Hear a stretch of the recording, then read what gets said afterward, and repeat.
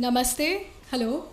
A very good morning to respected dignitaries, colleagues and members of the audience gathered here at India Habitat Center, New Delhi. आप सभी का स्वागत है.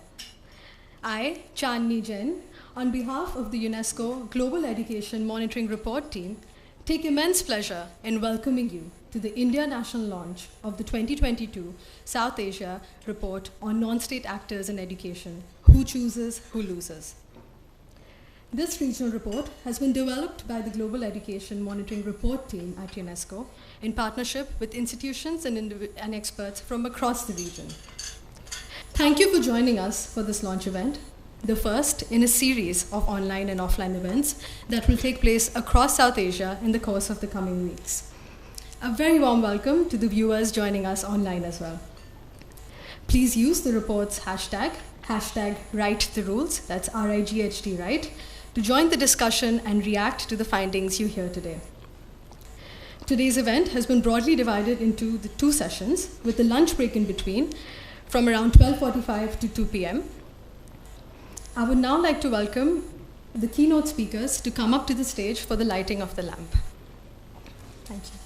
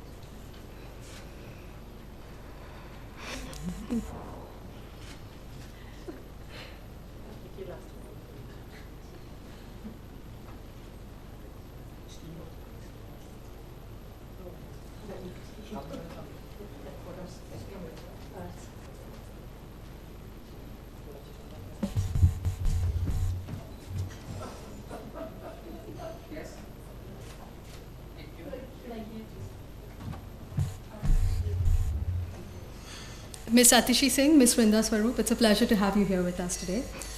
I would now like to welcome Ms. Priya Joshi, Senior Research Officer at the GEM Report team, to introduce the first session of the day. Thank you. Thank you so much for the welcome, Chandni, and thank you everyone for being here in person and online. To briefly introduce the Global Education Monitoring Report first, the GEM Report was born about 20 years ago. And is really one of the more enduring global brands in education. In 2015, it received an official mandate to monitor countries' progress in the Sustainable Development Goal 4 under the Agenda 2030. It is an editorially independent report at UNESCO. And alongside monitoring progress around the world, we have also tackled critical issues such as education's role in the Sustainable Development Goals agenda, and all the way to the role of non-state actors in education with globally and using like sound evidence and data. Our regional focus on the topic of the role of non-state actors in education is on South Asia, and it builds on and contextualizes the global report. The report we are launching today here covers 9 countries: Afghanistan, Bangladesh, Bhutan, India, Islamic Republic of Iran, Nepal, Pakistan, and Sri Lanka. We'll hear more about the report's findings, but I think the main thing to stress here is that non-state actors are significantly involved in every aspect of education systems in South Asia, providing services at all levels of education. And the numbers are quite stark. About a third of students in India and Pakistan and a quarter in Nepal are in private schools that receive no state assistance. The report was a tremendous opportunity for us at the GEM Report to collaborate with expert partners from across the region on the analysis. Hundreds of stakeholders have shared their perspectives that ground these studies. They include national and local officials and policymakers, civil society representatives, development partners, academic experts, non-state providers, and teachers and students in public and private education systems. We are all hoping that this report will help strengthen peer learning and regional dialogue on the role of non-state actors in education in South Asia, and consequently help build our momentum towards reaching SDG 4 by 2030. We convene this national event on India today with two of our partners, Central Square Foundation and the Center for Policy Research. Over the next 2 hours, the morning session, we'll hear from some of the leading experts on these issues in India who will reflect on their policy experiences and new research on some of the critical aspects of the consequences of non-state activity in education for equity, inclusion, efficiency, and innovation. Now let's start by watching a short video to set the scene for today's event. While our report covers a wide variety of topics, this video zooms in on parental voices regarding their choices, their burdens, their aspirations, and what our hopes should be from school choice. We will then hear directly from the GEM report director, Manos Antonininis, who will take us through the main findings of the South Asia report. Thank you for playing the video now.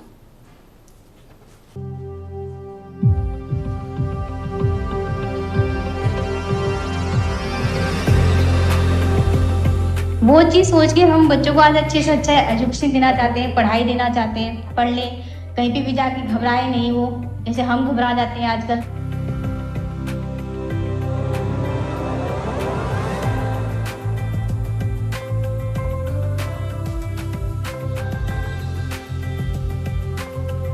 What becomes very important is understanding that non-state actors come in all shapes and sizes. They're doing very different things. For the system, we have to recognize that equity is a very important consequence of education sort of fragmentation and diversification.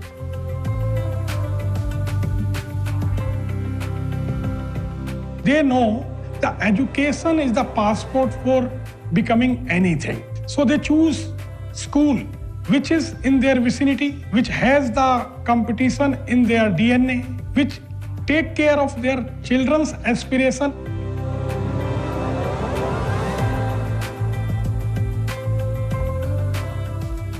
अभिभावक भएर हामीले सोच्ने भनेको हामी सरकारी स्कुलमा बच्चा पढाउने भनेको मध्यमवर्गीय र निम्न वर्गीयका अभिभावकहरूले सरकारी स्कुल रोज्ने हो। त्यसले गर्दाखेरि हामीलाई खर्चले ठुलो चाहिँ रोल खेल्छ, किनभने हाम्रो आफ्नो आर्थिक अवस्था अनुसार नै स्कुल छनौट गर्नुपर्ने अवस्था हुन्छ। त्यसले गर्दाखेरि सरकारीमा हामीले नानी आफ्ना छोराछोरी पढाइसकेपछि हामी सरकारी स्कुलमै पढाउने हाम्रो चाहना हुन्छ, किनभने सरकारले 12 कक्षासम्म निःशुल्क शिक्षा भनेको कारणले गर्दा नि कमसेकम हाम्रो पालामा त्यो अप्सन चाहिँ थिएन। हामी जुन स्कुल थियो त्यो स्कुलमा पढ्नुपर्ने बाध्यता थिए। अब अहिले त हामी सरकारी स्कुलहरू पनि छानी पढ्न पाइन्छ।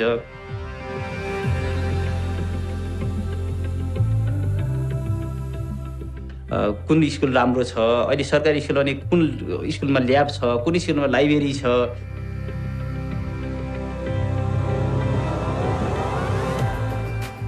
जहाँ पहले जाती थी वो उर्दू मीडियम था और मैं इंग्लिश मीडियम में भी पढ़ना चाहती थी और कुछ सब्जेक्ट ऐसे थे जो स्किप थे, तो मैं चाहती थी कि मैं वो भी पढूं। तालीम हासिल करने का शौक है मुझे, तो फिर मैं गवर्नमेंट स्कूल आ गई। आज के टाइम में इंग्लिश से बढ़कर कुछ है ही नहीं। आपसे तो आपने अभी तो कुछ पेट काट के भी हो, कुछ भी हो, बच्चों को तो पढ़ाई नहीं है ना।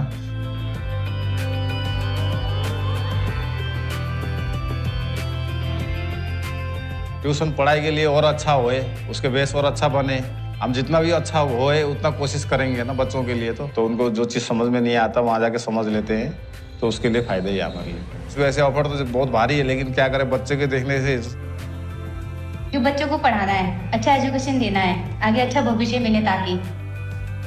Schooling is so linked in South Asia to what you can pay and where you live. There is a responsibility of the state sector to recognize that it has to improve its government capacities, its quality of education. The hope is that school choice actually becomes a way to look at different options for life and society rather than a way to keep the segregation in society going.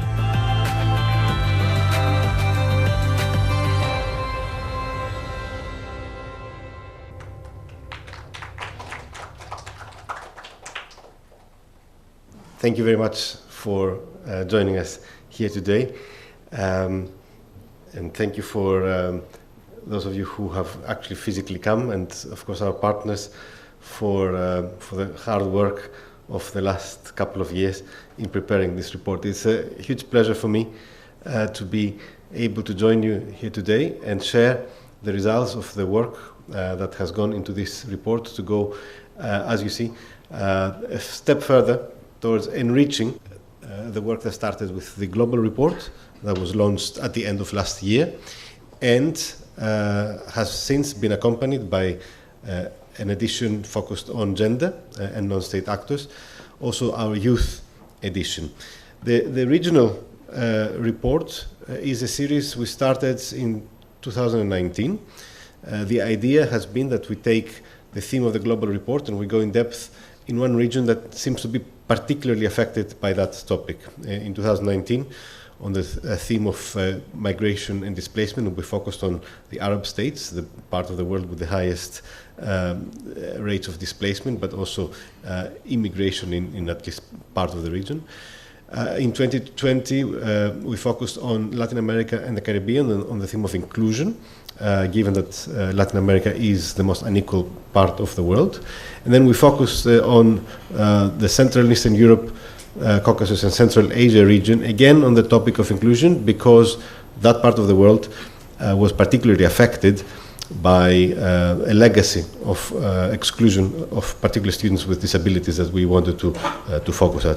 So in the theme of non-state actors, South Asia obviously came as a very prominent area of the world to focus on, given, as you saw also from the video, and as I will share with a few of the statistics, as the region of the world that is most characterized by the presence of non-state actors, which we have interpreted very broadly in this report cycle. Essentially, anyone who is not part of the government is considered a non-state actor in that respect.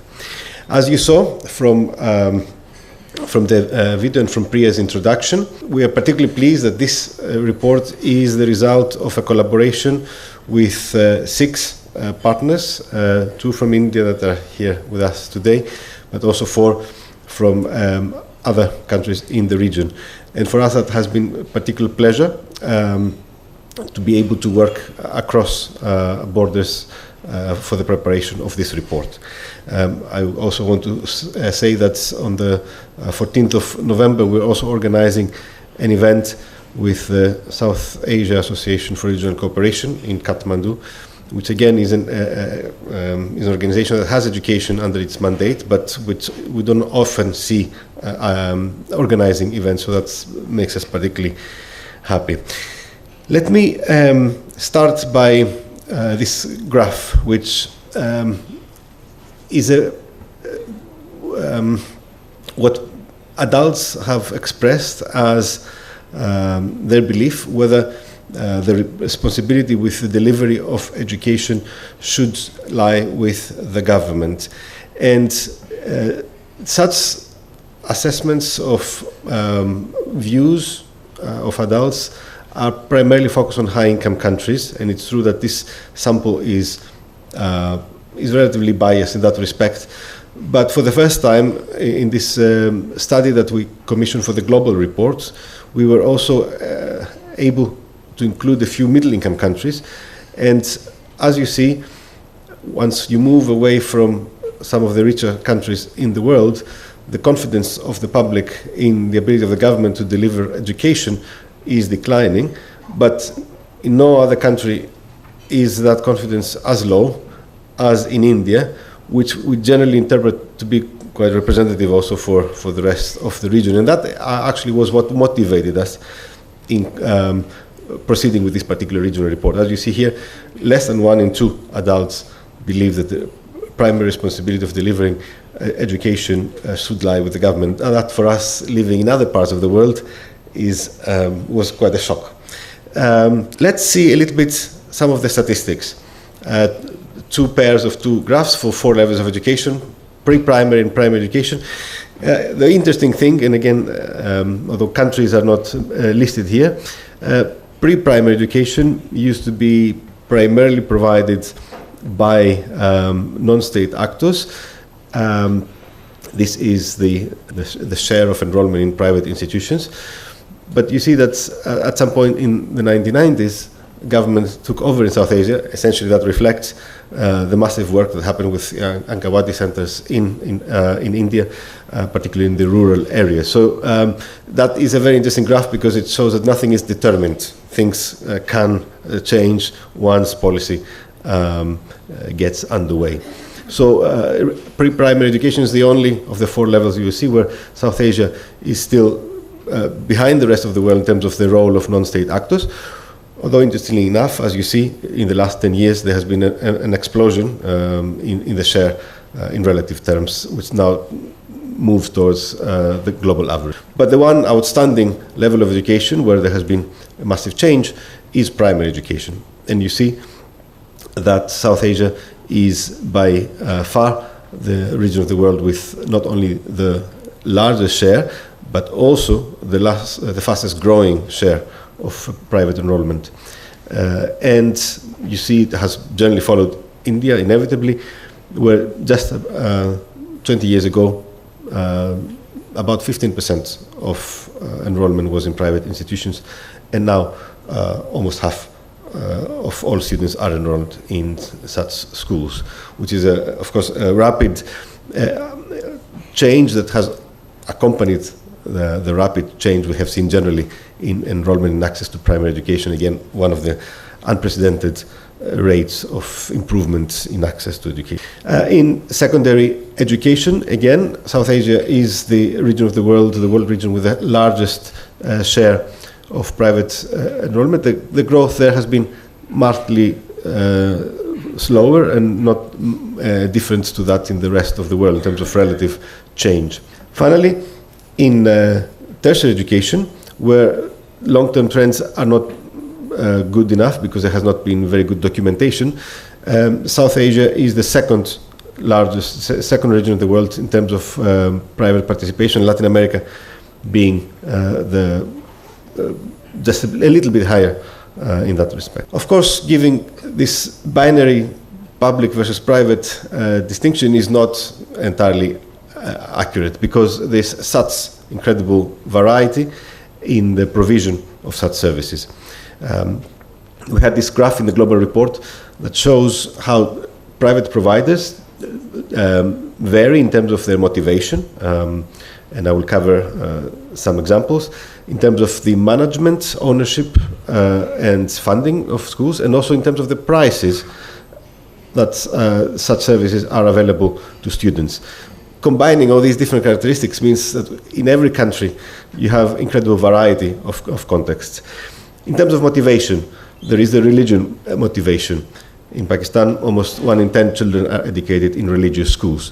There is also the motivation of NGOs in particular that are committed to help. In Bangladesh, starting from the 1970s, NGO schools expanded, reaching again almost 10% around 2000 before the government decided to slowly absorb those schools. By now, almost 4% of enrollment is in such institutions. In Sri Lanka, there has been an explosion of schools, starting from a very low base, international schools, that, as you'll see, are also outside the purview of the Ministry of Education. In terms of funding, management, and ownership, again, there's a variety. You see this graph, which shows in gray color the percentage of enrollment in primary and secondary schools that are in government institutions, and then in red, the private ones, but the lighter red, as in Bangladesh, is the percentage of enrollment in private aided schools. That means they get support, and that's primarily because secondary schools, which are all private in Bangladesh, they receive funding from the government to pay the teacher salaries. And finally, the price range is huge in any of those types of institutions. Through the work that was carried out as part of this report, we have very interesting examples of such price ranges.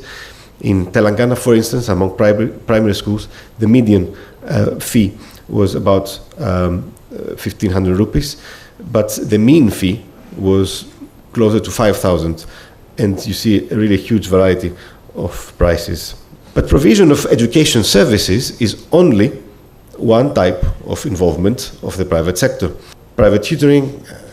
One just sees that even on the way from the airport to the center of town, coaching centers boasting all sorts of capabilities of delivering. I'm myself a child who have, I think, benefited of tutoring at some point.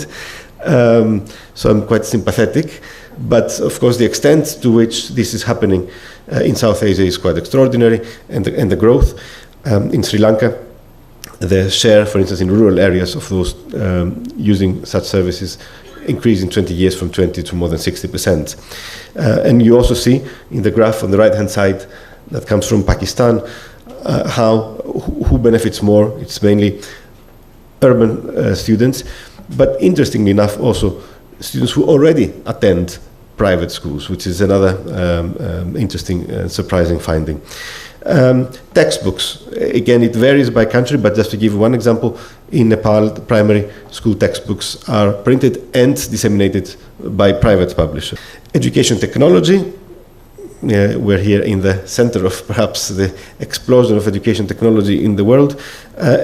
COVID accelerated that. In 2020 alone, more than $2 billion was invested in India's education technology sector, which was more than what had been invested cumulatively in the previous 10 years. And what is interesting is that all these services, tutoring, textbooks, and technology, are now increasingly combined to deliver packages of support, which again further adds to the diversity. However, as this report shows with various examples, the expansion of private education primarily initially focuses and benefits the more advantaged parts of the population. In India, as this graph shows, on the right-hand side, the blue is the public enrollment, red is private, and those not attending are the grey sections of the bars. Looking at the right-hand side, it's clear that in terms of attendance of early childhood education, those from the richest quintile of the population are 7 times more likely to be in a private institution than those from the poorest.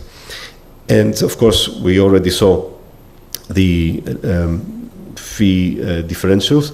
The little infographic shows that in India and Pakistan, the richest were spending 3 or 4 times more on school fees than the poorest.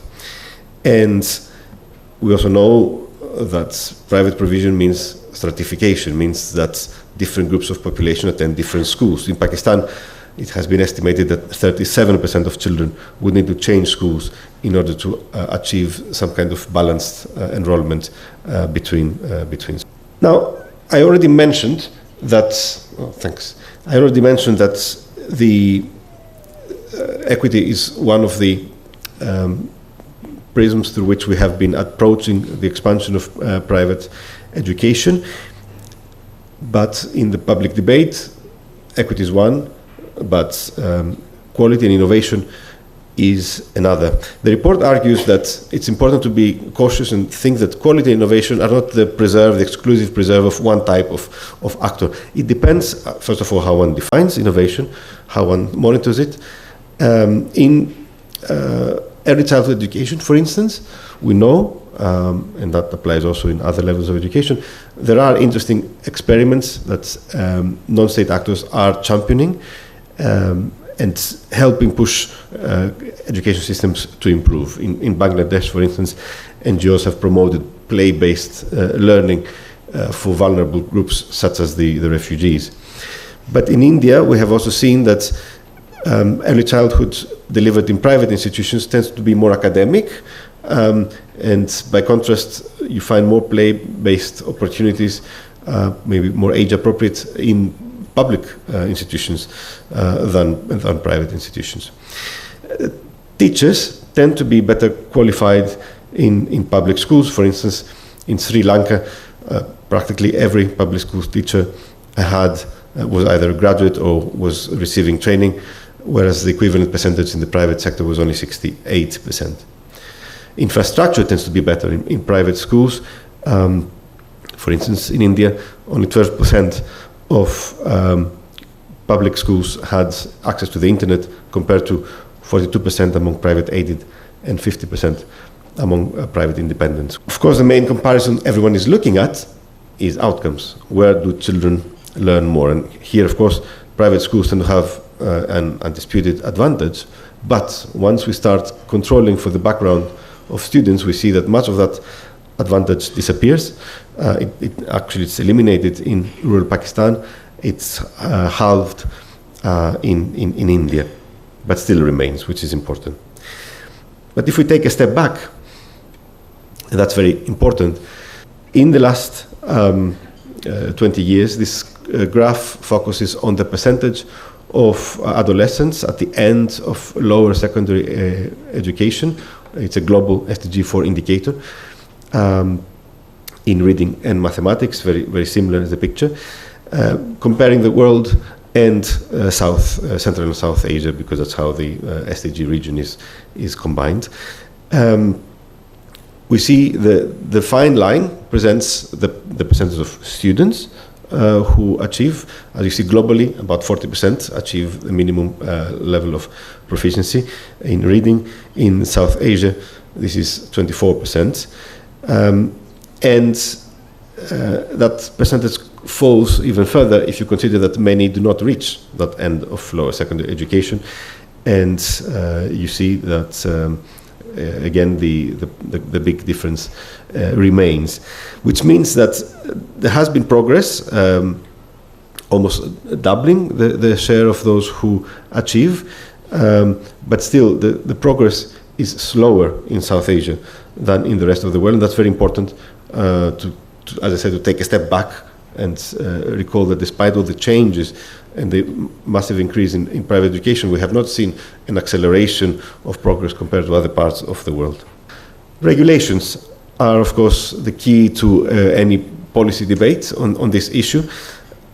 The report shows, with support of the interesting work done by the partners, that all countries have regulations on registration, approval, and licensing.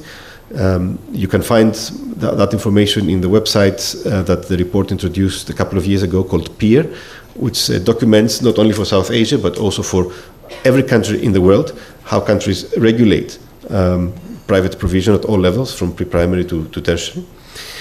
But we find less evidence of regulation that takes care of equity and quality. Fees are commonly regulated in primary secondary education, less so in tertiary. Only half of countries had either caps on tuition fees or limits on increases or restrictions on how the fees could be allocated. And regulations are particularly lacking for all these additional services beyond schooling provision. For instance, in Bhutan, India, or Sri Lanka, no licensing or registration is required to set up a private tutoring business, which means that the sector is mostly unregulated. Now, of course, views on regulation vary depending on who you ask, and the report is very open and inclusive in these different perspectives. The government will often argue that providers are resistant to regulation. In Nepal, for instance, there have been some regulations to pay a 5% tax and to freeze increases, for instance, in these fees, but schools were found not to comply. On the other hand, lack of government capacity and mistrust hamper enforcement of any regulations that exist. In India, Nepal, and Pakistan, and basically throughout the region, providers consistently complain that the scale of government regulation is such that it prevents them from properly implementing them. In Delhi, there have been documentation of the multiple certificates and approvals from different departments that are needed. So a process that should take 4 months for registration has been sometimes reported to take as much as 5 years. Regulation, of course, if it's not properly formulated or if it's unrealistic, risks fueling corruption. In Telangana, 80% of recognized low-fee private schools admitted that they actually had to pay more than what was officially required to obtain certification. And fragmented education systems also are another problem. depending on the country. Often it's religious schools that are managed differently, not from the Ministry of Education in some cases. In Sri Lanka, the international schools that I was mentioning earlier essentially are run like companies. They don't come under the purview of the Ministry of Education. Finally, financing is not adequate financing of the non-state sector. For instance, in Pakistan, where under a public-private partnership scheme, schools receive a subsidy of between $3 and $9 per child. This is acknowledged not to be sufficient. In Bangladesh, equally, the system I was referring to earlier that pays teacher salaries is not considered sufficient to promote quality. And of course, on top of that, we had the big shock of COVID-19, which, as we have noticed, has had an effect, with many families being unable to afford paying fees during the crisis, and therefore shifting their children from private to public schools. There has been a noticeable increase in the share of enrollment in government schools from 64 to 70%. A big change, not as high a shift also took place in Pakistan.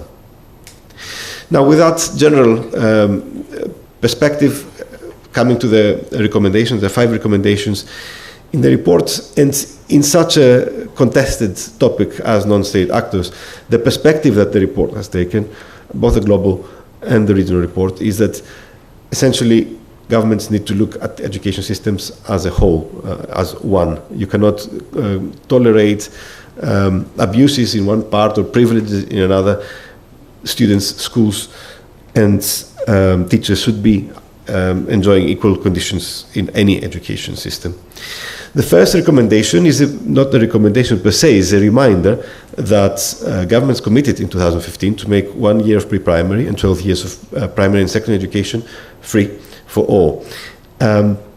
In South Asia, the big challenge is that the funding levels, the public funding levels, have been insufficient to enable that. You see in this graph the percentage of tax to GDP in all countries around the world, and you see the South Asian countries are all at the bottom left of the graph. The graph shows progress between 2000 and 2020, so any country that is above the diagonal line has made an improvement. So South Asian countries have improved a little bit, but they're still stuck at the very, very bottom end. And that, of course, constrains governments from delivering the type of services that would make it really properly free for students. And what happens is that when governments do not pay, households have to take up the cost. And South Asia is, unfortunately, the region of the world also where households pay the largest amount of total education spending, 38%, according to our estimates, as you see here in this graph. 7 of the 8 countries for which we have data, households pay out of pocket more than the global average. And of course, in a country like Bangladesh, where 71% of the total cost is covered by households, it's really quite extraordinary. And just to also say that the fact is then that families have to save or even borrow to pay for their school fees. And that's quite an unusual thing happening in other parts of the world.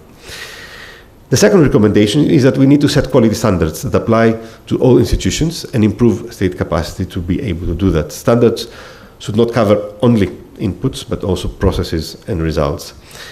Teachers should be valued as professionals in all schools. As I mentioned before, there should be no fragmentation in the teaching profession.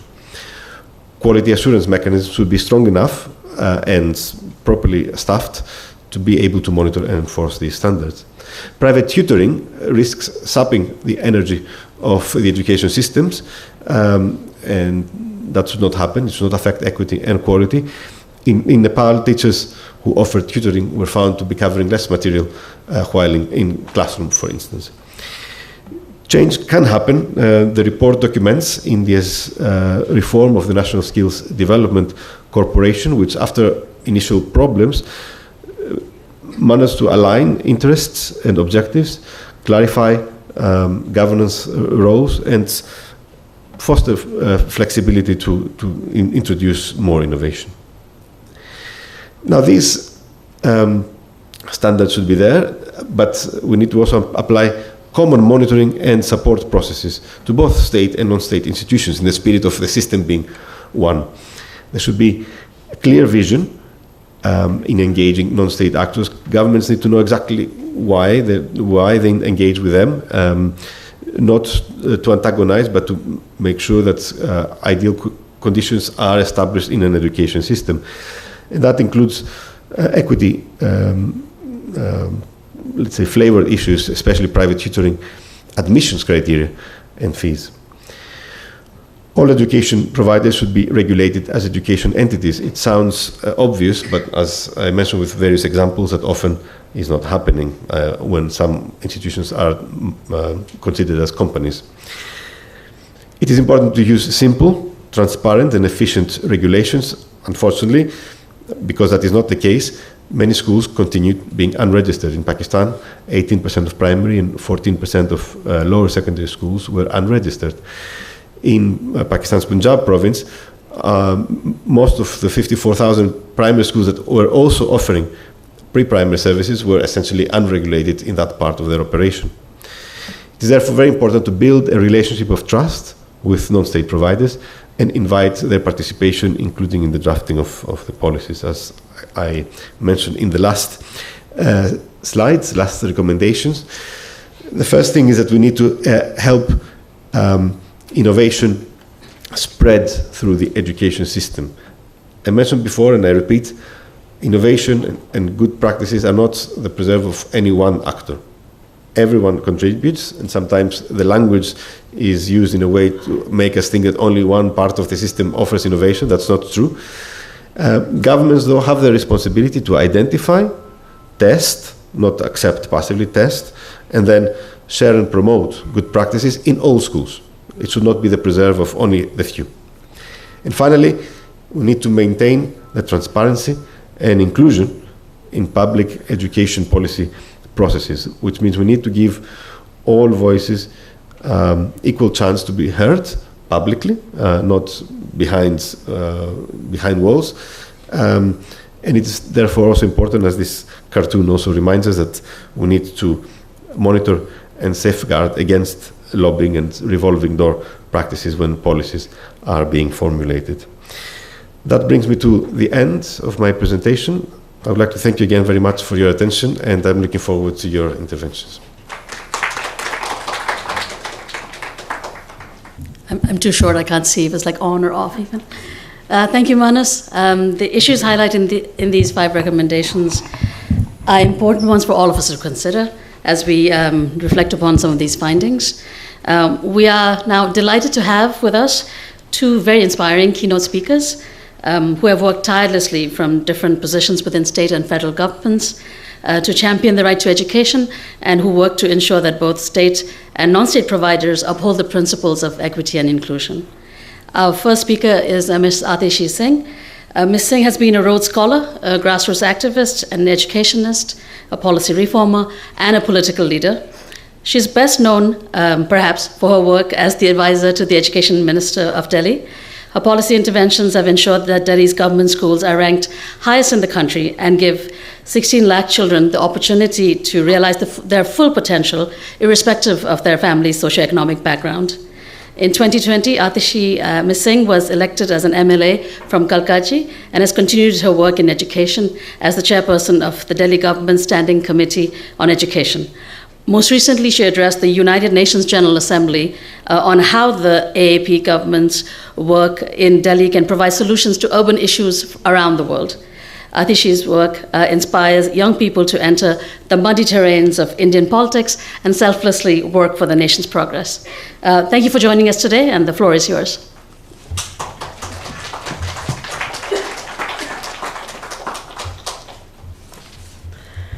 Good morning, everyone. Many congratulations to the GEM for coming out with this report. And I think that as I was listening to the presentation that Manas was making, I think that you have really provided a lot of data points for many of the trends that I think all of us already knew and have been aware of. For those of us living in India, working in the education sector, the reality is that the provision of education is a very deeply divided space. And I think this is something that we have all always known. In India, as most of us know, I don't know if you know this, but there is traditionally a lot of palmistry is something that is done quite regularly. So people read the lines on your hand and say that this is how your future and your fate is determined. And that the lines on your palm decide what your future is. Now in India, this is almost true when you look at public and private education, because depending on the family you are born in, your future gets decided at that point of time. If a child is coming from a family where parents can afford to pay often the expensive fees of private schools, then at the age of 3, you know that the child is going to go into a good school, then get admission into a good college, do well thereafter, get a high-paying job. And on the other hand, if the child is coming from a family, a lower income family, a poor, a lower middle class family, the parents are forced to send them into government schools or very low budget private schools. There is an almost 50-50 chance that they will actually complete their entire education. And even if they do complete their education, because of the poor quality of education, they often end up even if they do get jobs, many of them end up as working in some small shops, working as mechanics, working as house help. Now, there is nothing wrong with someone working as a mechanic or in a shop or as domestic help. The problem is when they have no choice. The problem is that when at the age of 3, when you enter a school for the first time, your future is almost laid out as to where you will end up at age 25, at age 40, because of the inequity that exists in the provision of school education. And I think this is one of the deepest fault lines that exists in our country today. And this is the one fault line that also then that actually prevents the existing economic and income inequities from actually being bridged. Now, what we see in India definitely, and as the report points out probably in other parts of the world, is that on the one hand you have private providers who are providing education, and the higher you move up in the income bracket, the chances are that you will get better education. And on the other hand, while you have governments who often pay a lot of lip service to providing high quality education, the reality is that that does not happen. And the reality one can even see in terms of just the kind of budgetary provisions that exist for education. You can in fact see that despite there being a lot of discussion on education and even the Right to Education Act being brought about, government saying that it is their responsibility, you can actually see that budgetary provisions for education in terms of the percentage of the budgets have actually reduced over time. And so the reality is that the people who were responsible for providing education, for providing universal high quality education, have really backed out from that task. And I think that as far as I am concerned, and I think as the political perspective that I bring here, is that I think that it is very clear in my mind that it is the job of the government to provide high quality education to every child in this country. And yes, non-state actors can play a part. They can bring a lot of innovation on the table, be it private schools, be it civil society organizations. But in the last resort, it is the responsibility of the government to provide education to every child and to ensure that they get high quality education irrespective of the family background that they are coming from. And I think that is really where governments need to move. For the past 7 years in Delhi, education has been a big priority for the Aam Aadmi Party government. And I think one of the ways that priority has been reflected is in the fact that the government has committed now for the last 7 years 25% of its annual budget every year to education. I think that across the country, that is probably the highest provision of education budget that any state government does. And I think that it is not enough to say, I'm not saying that an increase in the budget will solve all problems, but I think an increase in the budget is indicative of the political will that is required to attack this problem. Over the last 7 years, trying to transform, trying to turn around the education system, the government schools in Delhi has, I mean, for those of you who understand Hindi, वो किसी महाभारत से कम नहीं रहा है. And right from trying to improving the quality of infrastructure, changing the mindset of the teachers involved, even changing the mindset of the parents in terms of what it is that they're expecting. Because and I found that graph very interesting, which said that in India, people don't expect, I mean, we have reached a point where those who should be demanding public education are not even expecting that they're going to get it. That there is the graph of yours which showed that in a lot of high-income countries, it is very clear that there is support for public education. But in India, a country where you desperately need high-quality public education, even now citizens, parents, etc. sort of assume the fact कि कहाँ सरकारें कर पाएंगी, करना तो खुद ही पड़ेगा, भेजना तो private school में ही पड़ेगा. And I think that changing that mindset, so right from improving the quality of infrastructure, and the interesting thing, one of the interesting things that we have found over the last 7 years is that all the players, even within the state education system, have a very strong class bias in their minds. And somewhere there is this assumption कि इन स्कूलों में तो गरीबों के बच्चे आते हैं, इनको इतना अच्छा बनाने की क्या ज़रूरत है? And an unstated fact often is कि भाई इनके तो अपने घर इतने गंदे होते हैं, इनके तो अपने घर इतने टूटे फूटे होते हैं, आप इतना पीछे क्यों पड़ रहे हो यहाँ पे सफाई के? आप यहाँ पे क्यों कह रहे हो कि such high quality buildings, desks, smart boards, etc. are needed? But I would say that improving the infrastructure is probably the easier of the tasks. Changing the mindset and changing the culture of the institutions is probably the more challenging tasks. Now, I now, after 5-7 years of working in this system, have a theory about this. Unfortunately, it's not based on evidence, it's anecdotal, but I will still go ahead and share it. And now my theory on this is that like every institution, you have it's almost like you have a normal distribution curve in every institution, be it one school, one college, the entire education department, 1,000 schools, 50,000 schools.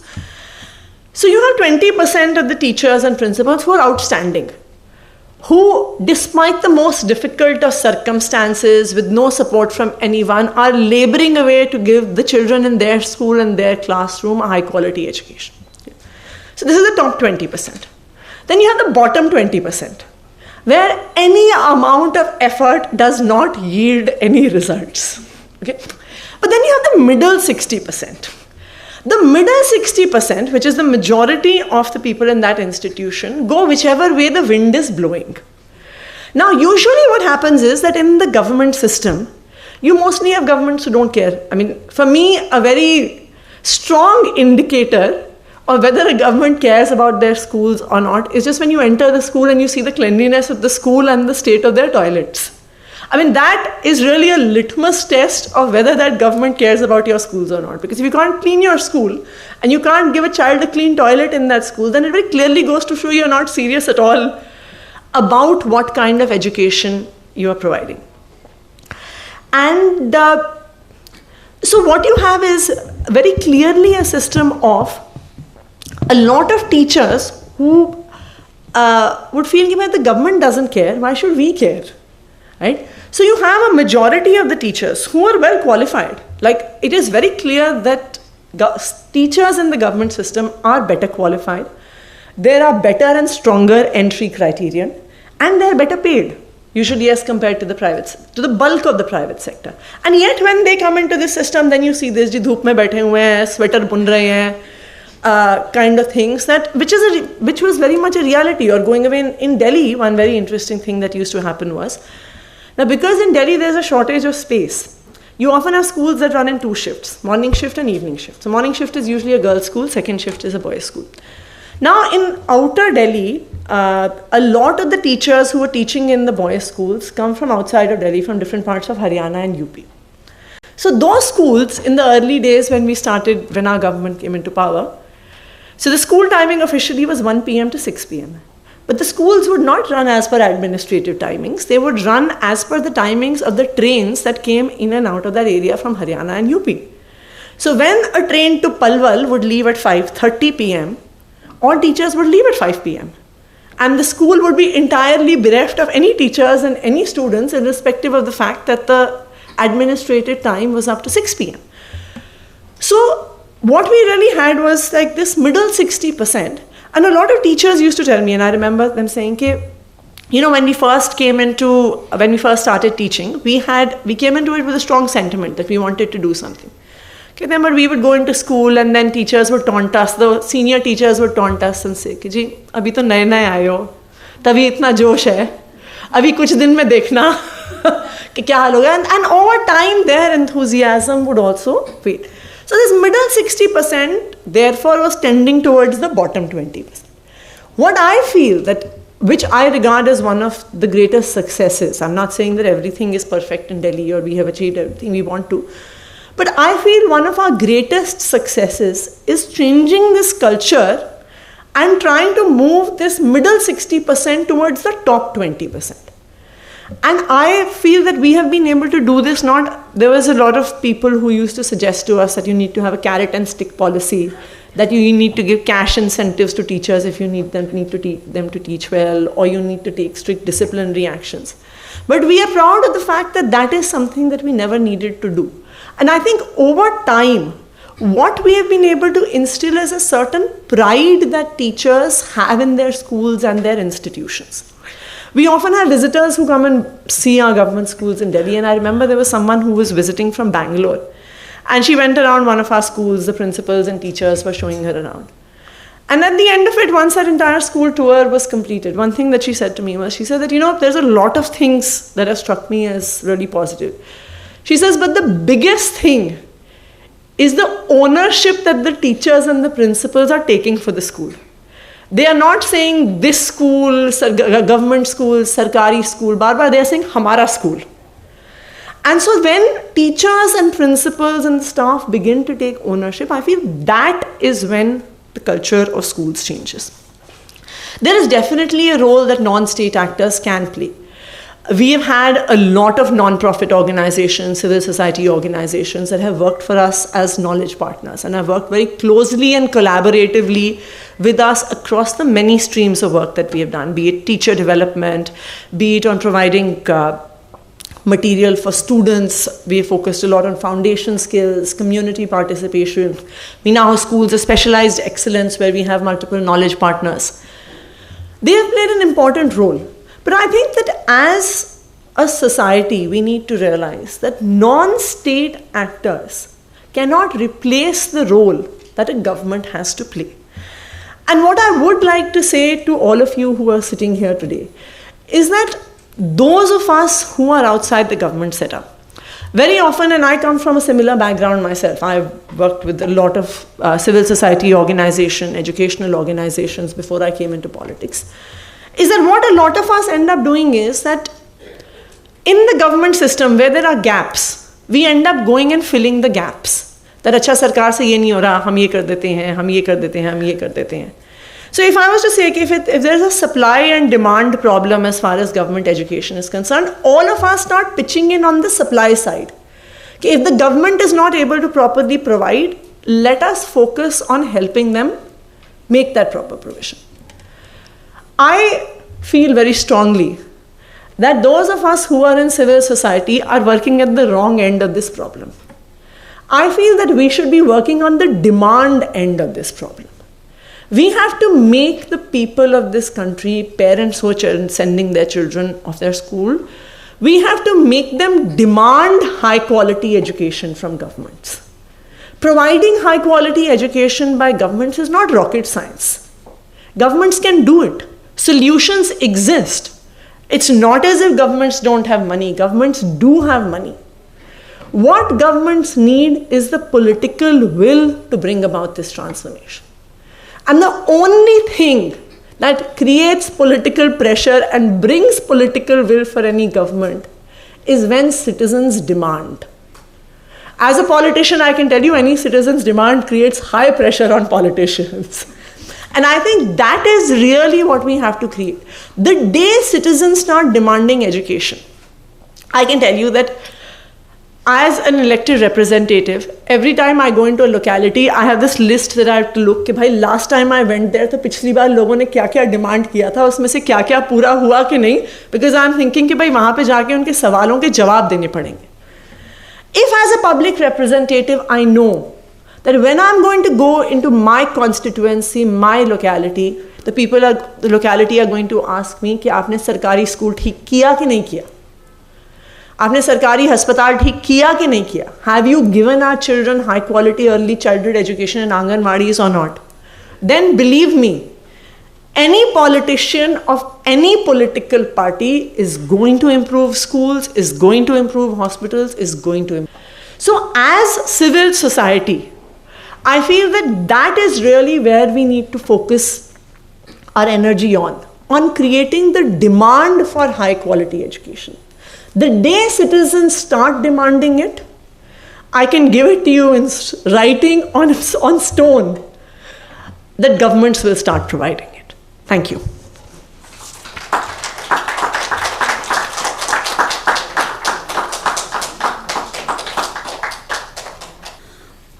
Thank you so much, Ms. Singh, for your inspiring remarks on government efforts for public education transformation, dignity, and also this focus on demand. Our next speaker is Ms. Vrinda Swarup. Ms. Swarup is a retired bureaucrat who served in the Indian Administrative Service till 2016 December. She has rich experience in education development and policy making, having worked in the education sector for nearly 23 years of her career, both at the central and state government levels. She has been instrumental in designing and implementing national programs for school education, like the DPEP in the 1990s, the Sarva Shiksha Abhiyan from 2003, and the new vocational education program of 2014.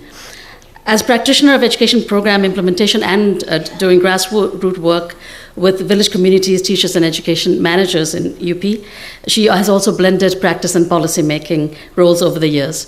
Ms. Swarup has served as Secretary of School Education in the Government of India, and she continues to be actively associated with the education sector after retirement as well, with both the private sector and government initiatives. Thank you for joining us this morning. Good morning, everyone, and thank you, Priya, and the organizers for this opportunity to be with you today.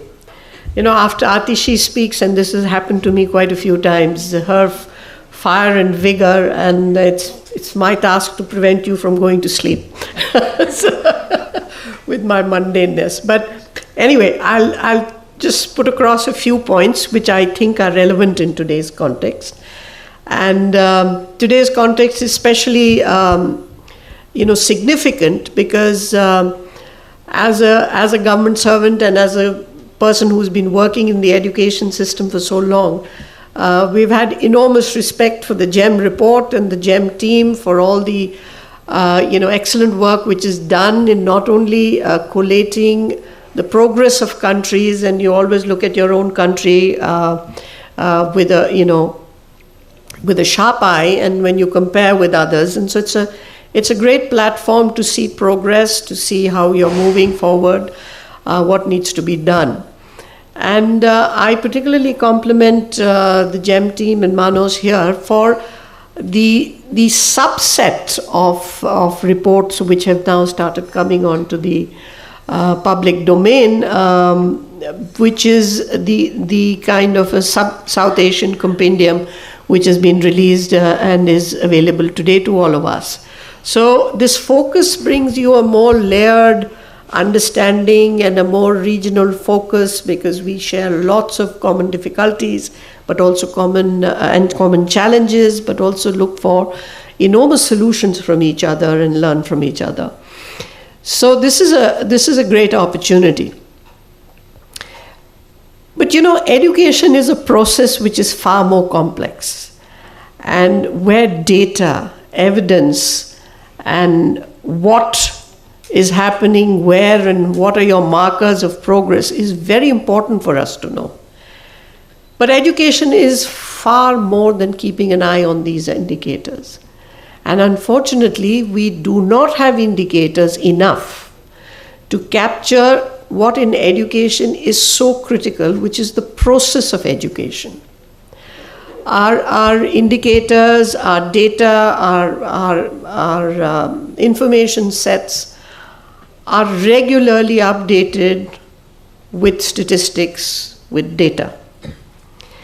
But we do not see the whole picture, because our clues on policy, on how processes are happening in the field, as it were, do not come to us so rapidly or so frequently as we should be having them. So, for instance, I mean, we all know what our, let's say in India, we have the UDICE, which in many ways feeds into the Global Education Monitoring Report. We know where we have toilets, we know where we don't have toilets, we know where there are schools, we know where there's still a gap. So we get all this kind of data, computers, how many schools have computers.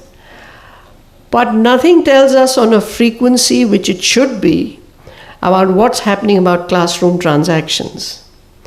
We want learning outcomes, but we cannot have those learning outcomes unless we have those interim processes in place and we are able to engage with those processes. So that's a critical area which makes any understanding of any education in any country more complete. And perhaps in a more, since I know the Indian context a little better, all countries cross the hump of provisioning, of infrastructure. And as Atishi rightly said, this is the easier part of it. But it's a country now, at least India, is obsessed with learning outcomes, with poor standards of learning. And when you see graphs like which were shown in Manus's presentation, you really say that, we've been talking about quality for a long time. And again, where did we look at quality? We looked at quality. Are our teachers trained? This was easy to get at. Have they been trained regularly in service? So on and so forth. And we were doing all this. I was very much part of that bandwagon which was looking at these indicators. But, you realize there's a tipping point where you say that, this is just one part of the story. It has to be handled. It will be handled. It is being handled. But are we looking at something more? Because ultimately what is a school is a critical transaction which is going on in the classroom.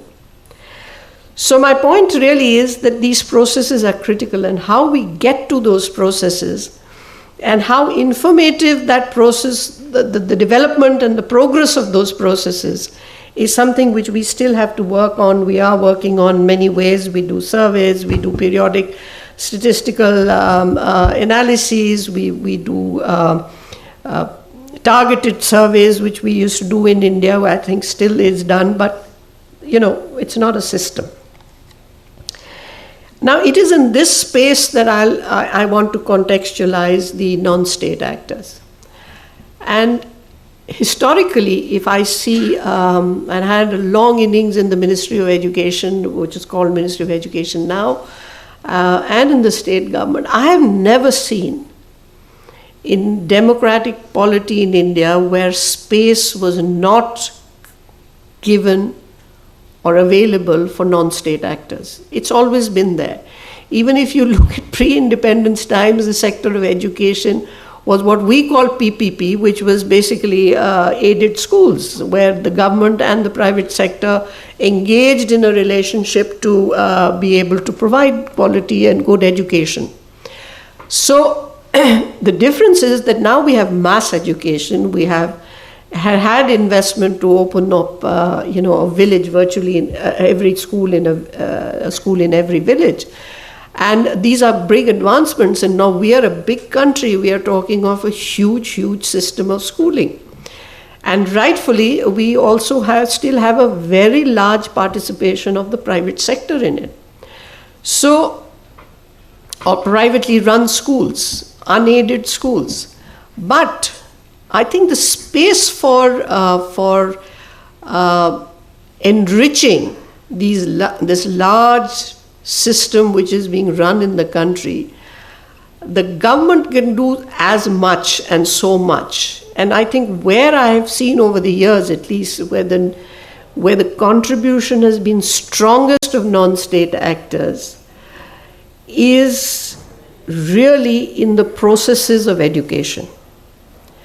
The sensitivity which is needed, the patience which is needed, the long haul or hand-holding which is needed for that is a quality which the non-governmental sector has brought in.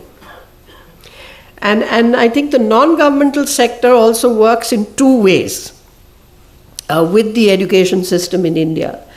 There are those who really have good ideas, their ideology, their philosophy of what this type of education should be for schooling. And these are actors who don't necessarily want to liaise or are dependent in any way on government systems or government schooling. They plow their furrow, they do excellent work in their own area of work, and they bring in innovation and sustainable concepts, but they're really not beating their drums. And I'll give you some illustrative examples of this. And there's a second set, and which is a growing number, which is about non-governmental actors, agencies wanting to work with government because they know the government is failing on many things. Not exactly what Atishi said, that they do a gap filling, but they realize that the intensity of that patience, of that engagement with schooling processes is something which is not coming as regularly in the government system as it should. And if you want to make a difference to the learning levels of children, to the ending of discrimination, it's again an indicator we don't get, the ending of biases within the classroom, these are the organizations which come forward and start working on. And with full government support and acceptance. So let me give you an example. As a very young state project director in UP, I remember traveling once to Hardoi district and meet Ramesh Bhai, who used to come off and on to just chat me up at some time, and found an excellent, he was running residential schools for girls from class 6 to class 10. And it's a backward district. His block was even more backward part of the district. And there was this superb, absolutely residential system, simple but very effective in its learning. And the girls were, it was an education plus, their self-confidence, their let me say, empowering nature of the education was something worth to look at. And he was not beating his drum, it was just by chance that we had gone there and we had seen his place. And friends, believe me, that is something which set minds rolling in government. And a large part of what you see, the Kasturba Gandhi Balika Vidyalayas today, which have proliferated all over the country, especially in blocks where girls' education is the biggest challenge, is something which came out of there. You've all heard of the EGS scheme of Madhya Pradesh, where there were not enough schools. And here was a government willing in Madhya Pradesh to, bring access to all students, bring them in. And they could build schools so fast, neither was there the money nor the capacity.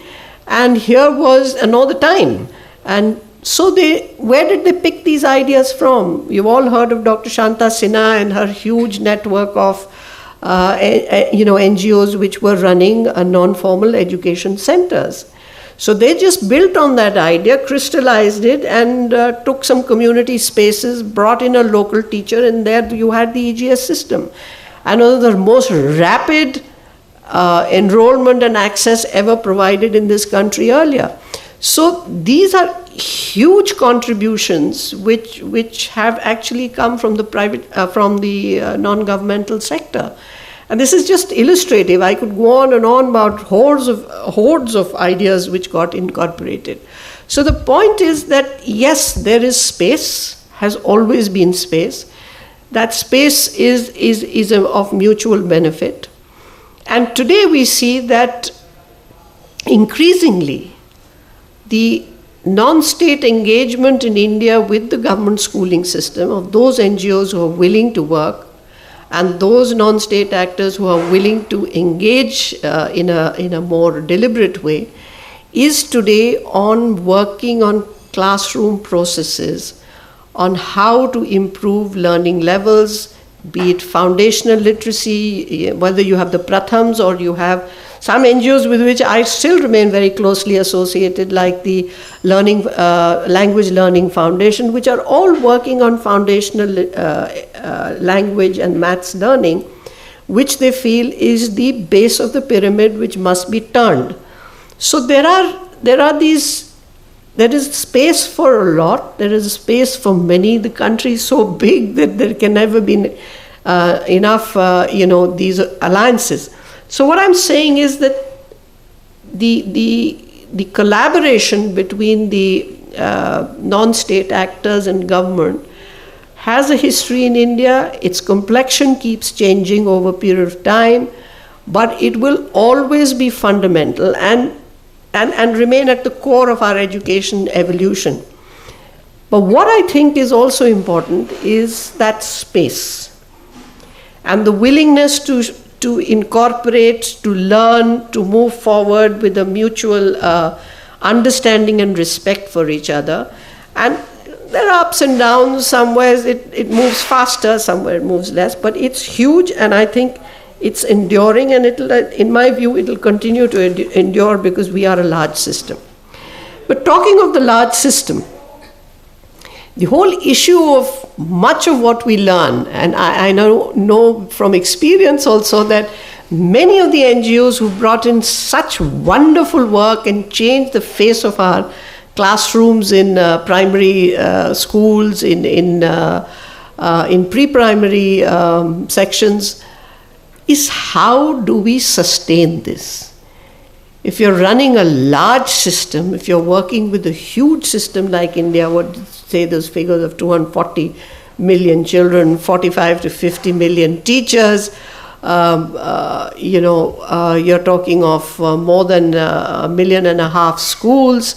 So where are you going to find the energy to have a managerial system which sustains these changes, which helps to build upon these changes, and the best of efforts of the non-state and the state actors does not fizzle out but is sustained and is continued and improved. So I think today in this country at least, and maybe it's true for many other big countries who are still struggling with progressive education systems, to bring in progressive education systems to improve learning levels, is the question of how do I make this system sensitive? We all have educational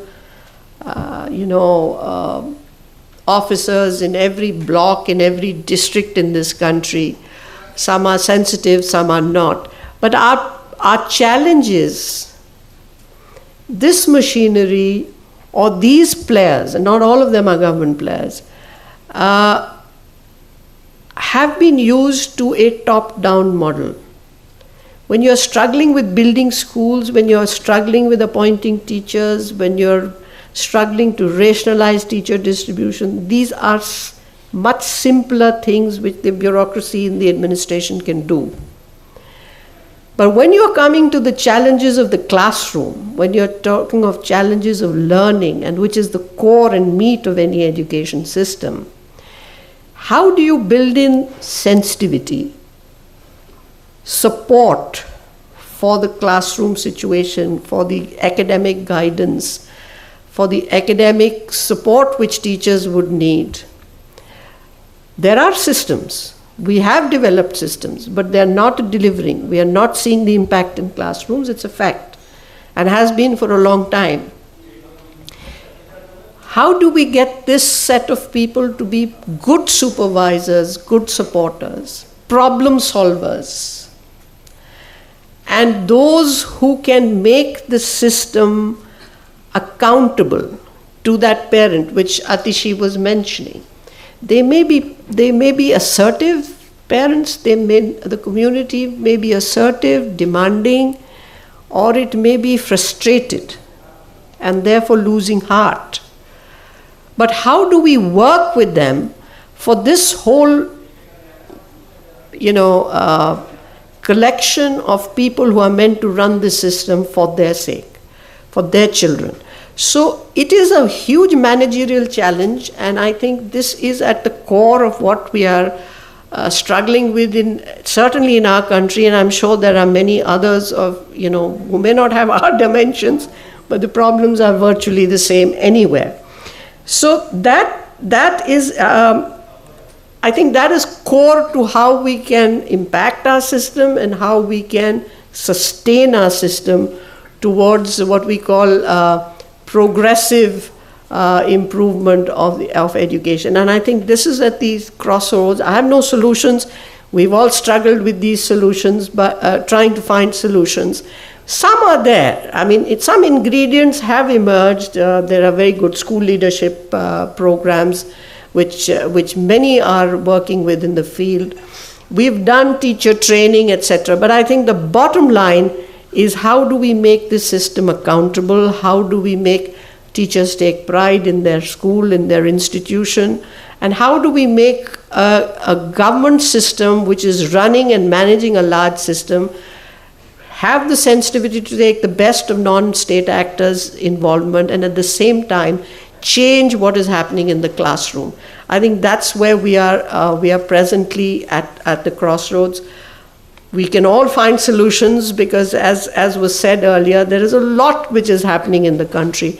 But I think the managerial solutions are what is facing India most strongly right now in the education sector. Thank you for your patience. Thank you so much, Ms. Swaroop, for speaking on India's evolutions, for really highlighting the issues of processes and articulating the non-state work in classrooms as well. And I think really that important point on mutual understanding, collaboration, respect, to really move such a system to the outcomes we need through improved processes. I feel like these are very important things that, again, difficult to measure, but at the heart of all the issues. We're really running a bit late, but I'm now excited to move to the second part of our event, to hear from our experts who worked with us and collaborated with us on this paper, on this report. And before I introduce our speakers from India, we will first hear some reflections from our report partners from across South Asia on their work and their aspirations for this new report. Could you please play the video?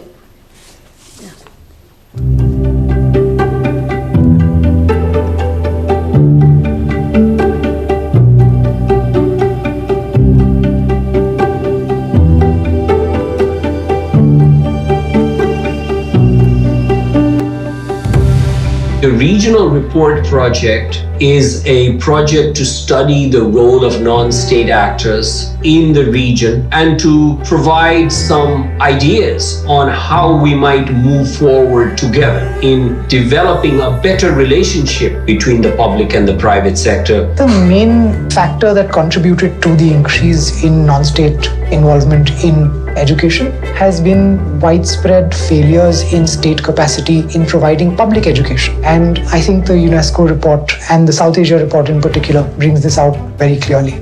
The most important to understand is that education is expensive and governments are trying to allocate as much as they can within broad financial constraints, which all the South Asian countries are in, and certainly Nepal is in. The role of the private providers, the non-state actors in providing education, is extremely important. It was quite a complex task because we were looking at non-state activities in education in a variety of dimensions. Plus, we were looking at all levels of education. So starting with pre-primary, primary, secondary, tertiary, vocational training, and adult learning. But more and more, we are finding non-state participation extending into areas of supplementary services, whether it be teacher training, textbook publication, midday meals, and even more, I think, now in setting the policy agenda.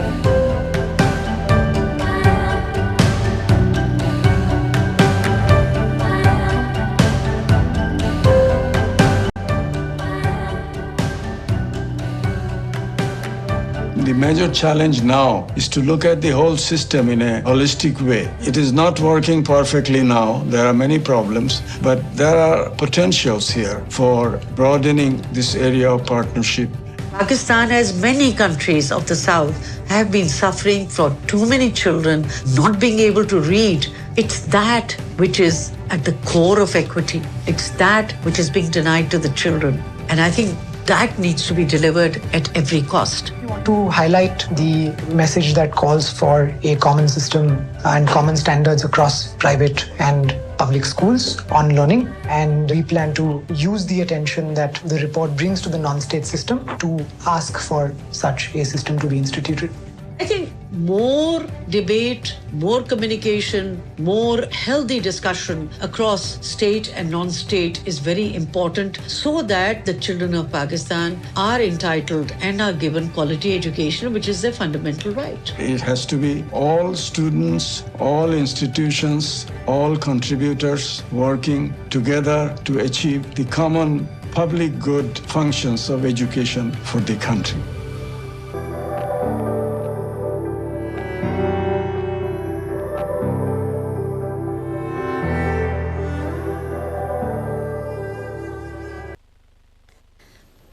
Thank you. I think over 2 years ago I was here, we were discussing the challenge of public education and the task of balancing state and non-state actors with prominent experts from India at the 2020 CPR dialogues. It really is wonderful to be back here after the pandemic. And I think one of the things I would say is that in these 2 years we realized that India is in some ways very well researched on the phenomenal growth of non-state activity, but not all aspects of it, right? So there's a paucity of research on regulations, on financing. There's a limited focus on teacher education, TVET, and of course what Ms. Sarup was saying, the processes of education are definitely not very well researched. And I think to complement existing research and our own evidence-based analysis, we drew on extensive primary and secondary data collection and analysis from our partners. It really was a true honor to collaborate with leading experts and institutions in India.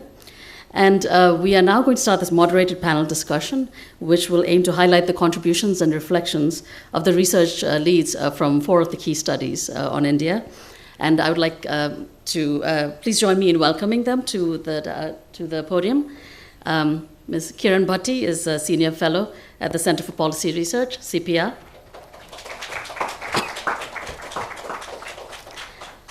Ms. Divya Nambia is Principal Consultant at Oxford Policy Management in India.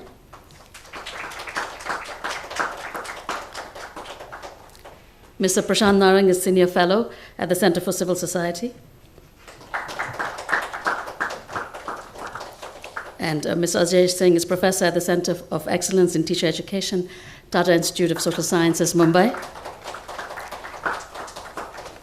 All right, in the interest of time, I think, Kiran, let's start with your views. The CPR team's study focused on the lens of regulations of non-state actors in school education and supplementary services.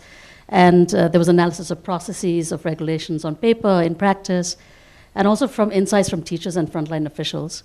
So how do you hope that your research and the report's findings will inform governments on the role of non-state actors in delivery? And I guess really a broader question is, what are the conditions that are required to help governments appropriately regulate the diversity of provision activity? Thank you. Thanks, Priya, and thank you for also involving us in this whole process. It has been a huge learning exercise, and I really appreciate the support that was given to us by the GEM team, and especially by you in bringing this to the stage.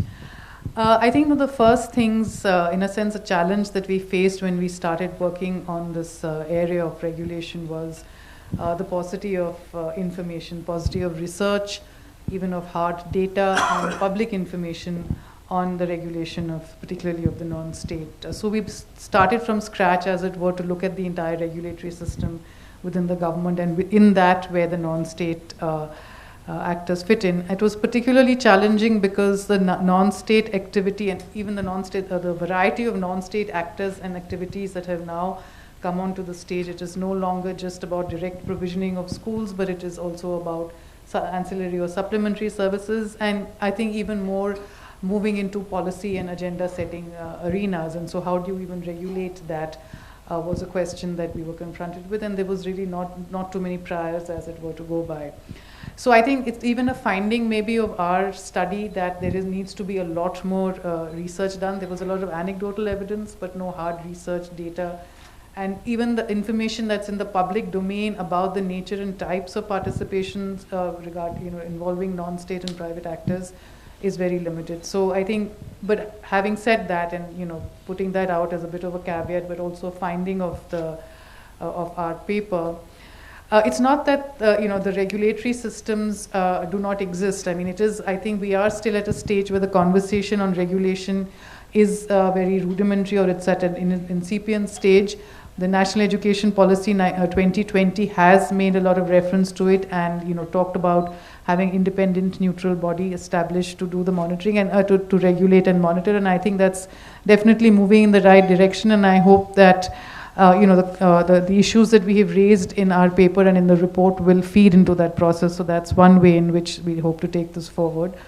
But what currently exists and what really needs to be in a sense challenged is the fact that the regulatory system that is there is focused almost entirely, as Manas also mentioned in his presentation, on entry and exit aspects. But what happens in between, the processes, as Vrinda mentioned, are not part of the whole system or the architecture of regulation. And I think that's partly because that's partly a state capacity or management problem, again, as Ms. Swaroop mentioned. But it's also because I think that there is not enough thought that has gone into developing the indicators or the parameters for including processes, for instance, into the regulatory architecture or the regulatory system.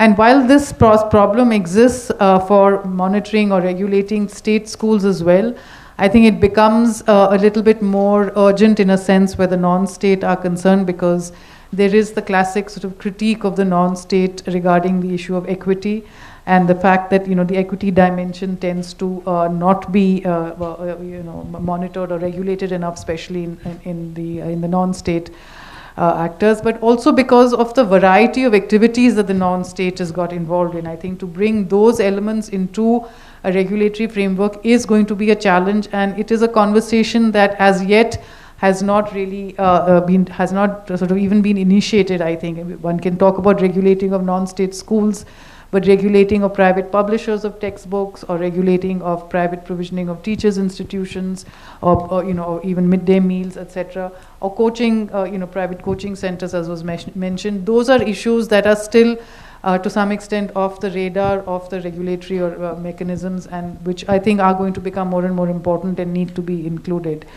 And in that context, I do want to say, especially since the non-state tends to be find itself on the wrong end of this conversation, especially around equity and diversity and issues like that,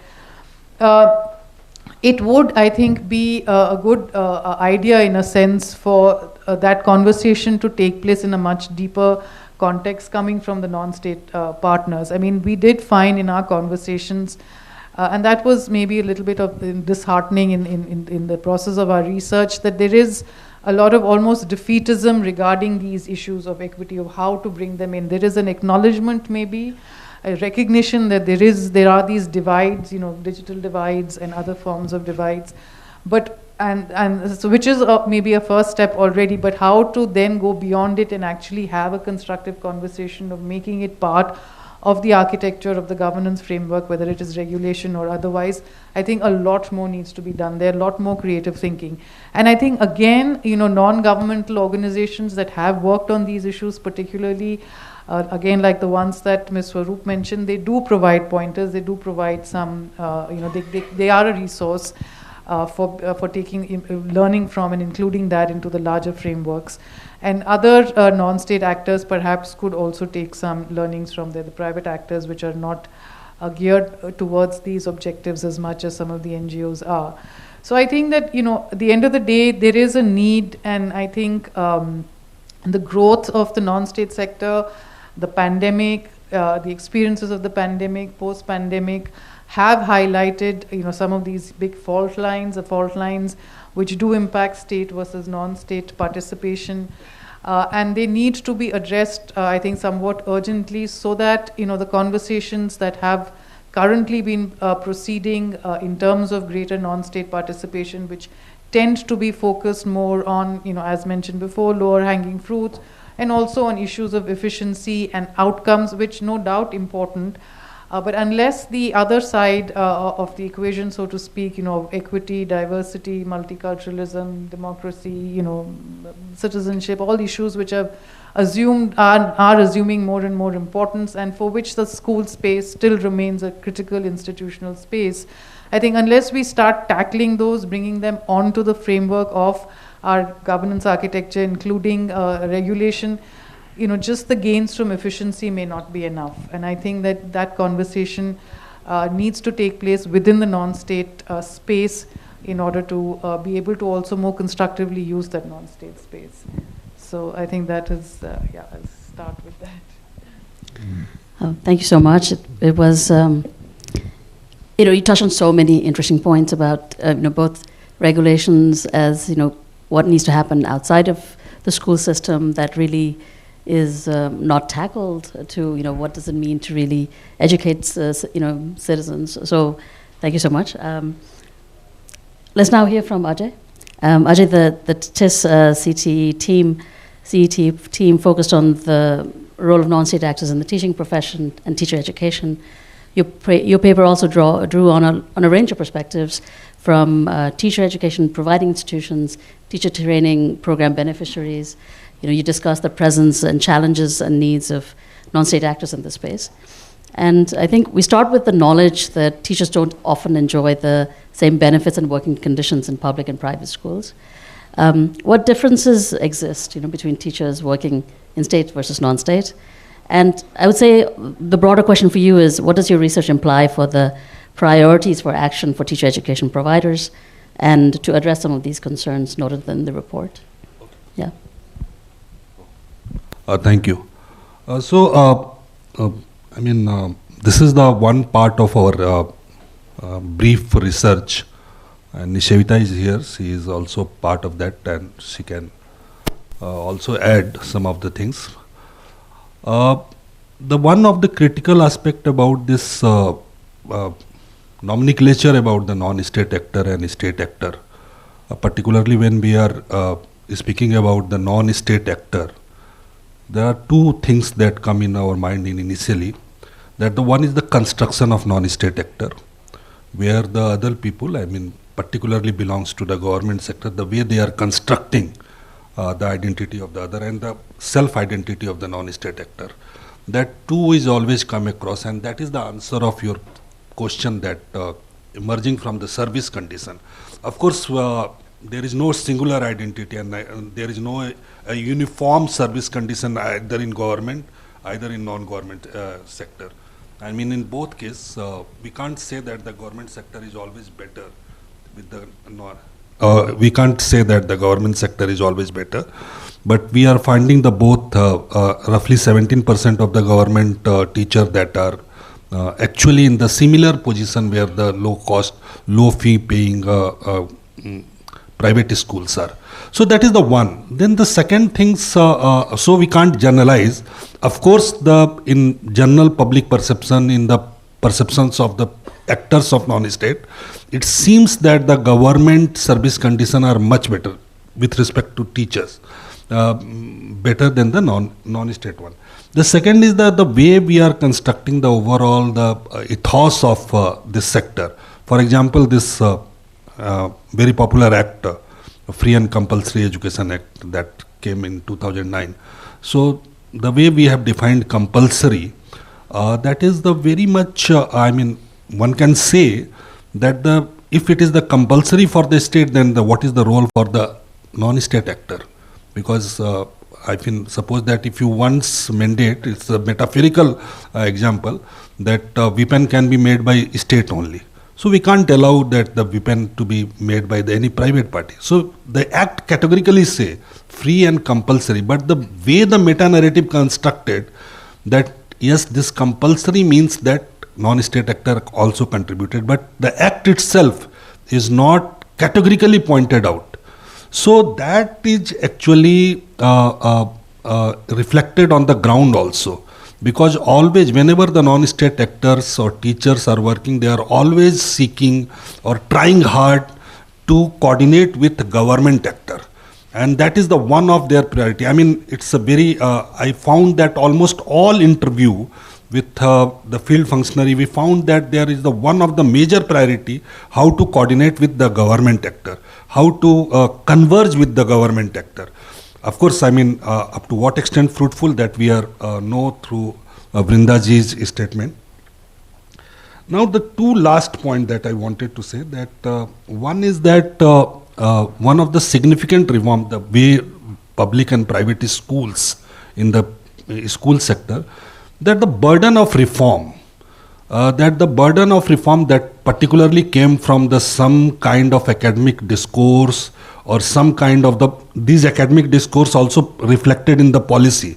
For example, Section 29 of RT Act, that is technically a very loaded academic discourse, but it is reflected in the policy.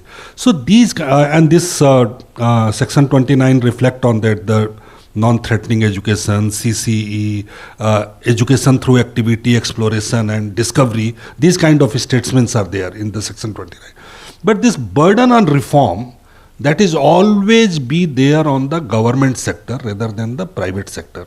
Because I found that in the private school, in the most cases, that the teachers are governed through the parental expectations on the competitiveness of market, rather than the highly sophisticated pedagogical principle that sometime also reflected in a policy document. So that one categorical found, and our whole idea, the way we wanted to train the government teacher, the way we wanted to induct our idea into the government system as a part of non-state actor, that is somehow I found that the one of the last.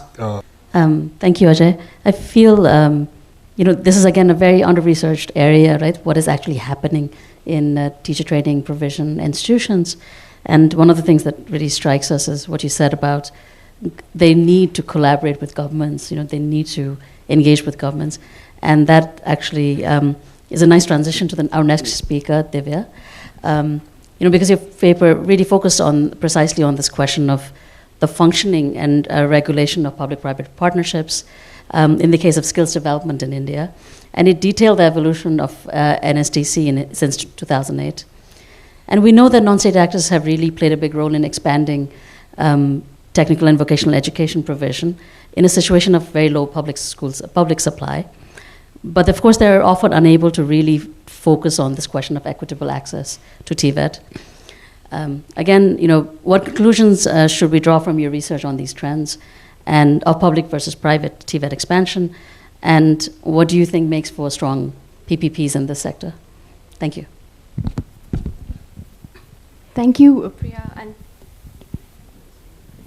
and thanks very much for this opportunity to contribute to the report. It was really a pleasure to rethink a lot of my research in the light of some of the new questions that you were asking. And so just for context, I've been researching the evolution of India's skills ecosystem since 2008. And what is really fascinating is the centrality of the role of the private sector and non-state actors in the evolution of the skills ecosystem. And what I mean by this is that there have been two significant phases of skills reform from 2009 onwards. So skills development is not new. But what is new is that from 2009, there was an entire new ecosystem that was driven by the private sector, focused on short-term skills training. And this was exemplified in the National Policy for Skill Development and Entrepreneurship in 2009, and equally the 11th Five-Year Plan report, which for the first time gave prominence to this idea. Now, what happens there is there are multiple roles for the private sector, as training provider, as assessor, as certification agency.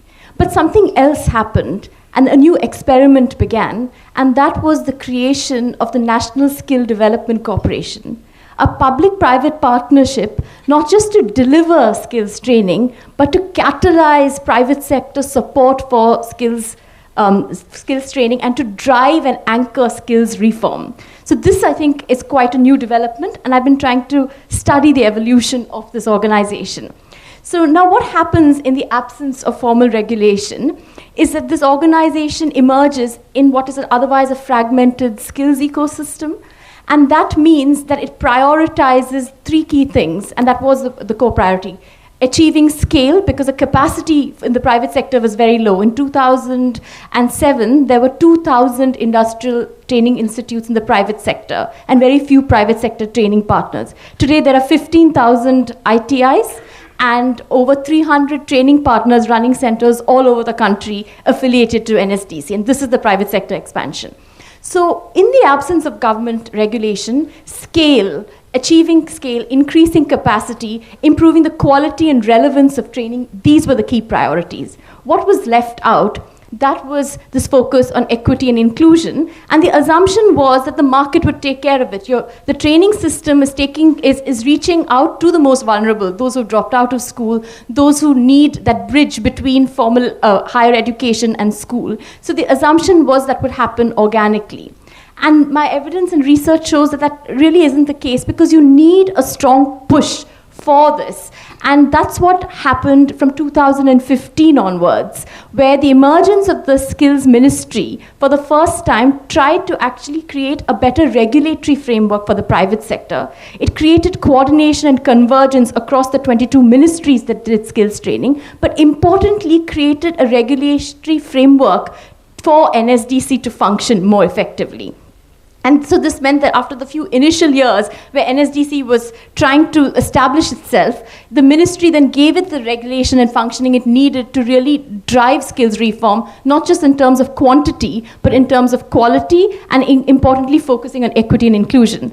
And just lastly, what has that meant? It has meant that over the last few years, there's been a focus on recognition of prior learning, which was there in the past, but now there's a real focus on upskilling people in the informal sector, giving them certification, connecting them to jobs. A lot more focus on training people with disabilities, and not just providing training, but connecting them to employers.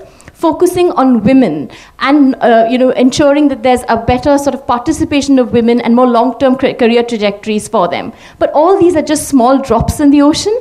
And what I believe is going forward, there needs to be a huge focus on equity and inclusion by putting the young person at the center of skills reform. And to do that, you need two things. One is the will to really develop your skills programs around what young people need, the challenges they face, which are the skills gaps, the aspiration gaps, and the information gaps that youth face. And equally important is a strong monitoring, evaluation, learning framework to capture the learning. Because what is really surprising is there's very little evidence on the themes of equity and inclusion, and we really need to start creating that base. And I think this is a good place. Thank you, Divya. I feel like this paper is really a response to what Ms. Swaroop was saying, right? It really was capturing the process and the evolution and what it takes really to make a public-private system work. It takes both the private sector and its enterprise and the public sector and its regulatory function, which really then takes me to Prashant, where there's a lot more discontent in the work that you were capturing. Your team focused on the ease of operations for budget private schools in India. You analyzed also regulatory documents, and you gathered stakeholder perspectives from over 1,000 budget private schools for this paper. And you saw that the report has highlighted the importance of government oversight and adequate, appropriate regulation. And yet, providers often view government regulations as challenging rather than supportive. So from your perspective, what is the sort of mix of accountability mechanisms that needs to be in place to ensure that private actors can adapt, they can innovate without sacrificing equity and quality? Thank you. Thank you, Priya, and thank you, Jem, for giving us this opportunity. Like Atishi, I also have a theory on this. The state, the differential treatment that state accords to the government schools and to the private schools, it is like the government schools are like their daughters and private schools are daughters-in-law. So you see, the discrimination that is accorded to private schools, it's not a de facto only. It's ingrained in the law. And I'm not just talking about Right to Education Act. It's there in Right to Education Act. You see section 18 and 19, no government schools requires recognition. They're deemed recognized, right? There was a clarification document later which was issued by the MHRD sometime later after the passing of Right to Education Act, where they said, no, there is a comma missing, and we've issued an addendum, and so it also applies to public schools, meaning the government schools, and the National Commission for Protection of Child Rights is supposed to inspect them. But we all know the capacity of National Commission for Child Rights, and I don't think so that they ever visited a government school to kind of give them recognition or to make sure that they comply with RTE norms. If they comply with RTE norms, it's whatever. It could be political will, it could be coincidence, or it could be budget availability, and so on and so forth. But it's not because of Right to Education Act. So there is a clear, legal discrimination on paper. It's de jure. That applies to. So these are two different frameworks. And NEP calls it, NEP acknowledges it, and NEP calls it regulatory asymmetry. And of course, it then talks about how this regulatory asymmetry needs to be addressed. We went a step further, not just RTE, we looked at all the state level laws, and I have some interesting findings. The word government is mentioned and we looked at 12 states, so we looked at 56 state education laws across 12 states, and the word government is mentioned 2,664 times. The word school is mentioned 1,025 times. The word teacher is mentioned 536 times. But the word children or child or student is mentioned only 263 times, and the word parent is mentioned only 80 times. Atishi spoke about parental choice, but this is the importance that we give to parents, right? So the question is not whether which actor has the highest obligation or which is better suited in terms of providing education. The question is what parents want, and that's somewhere missing in the regulatory framework. The regulatory framework doesn't respect the autonomy and the right of the parent to choose school for the child. That's missing. And the effect, what Atishi spoke about, the government's role in provisioning of education. I do understand the equity concern, and I do see also, what was spoken in the context of skills and NCDC. I think that's a wonderful model because while government has the obligation, but government can discharge that obligation not by provisioning, but instead by financing. And financing can take better care of equity concern. What happens when government performs both roles, provisioning as well as regulation? That creates conflict of interest. And that's where this entire discrimination stems from. That's the root cause of the discrimination. Most government departments, all government education departments across states have been performing the dual role of regulating private schools and running government schools simultaneously, concurrently, and that causes that discrimination. That causes uneven playing field for private schools. And you see it everywhere. You see it in inspections. The inspection team that goes to inspect a private school has a government school principal.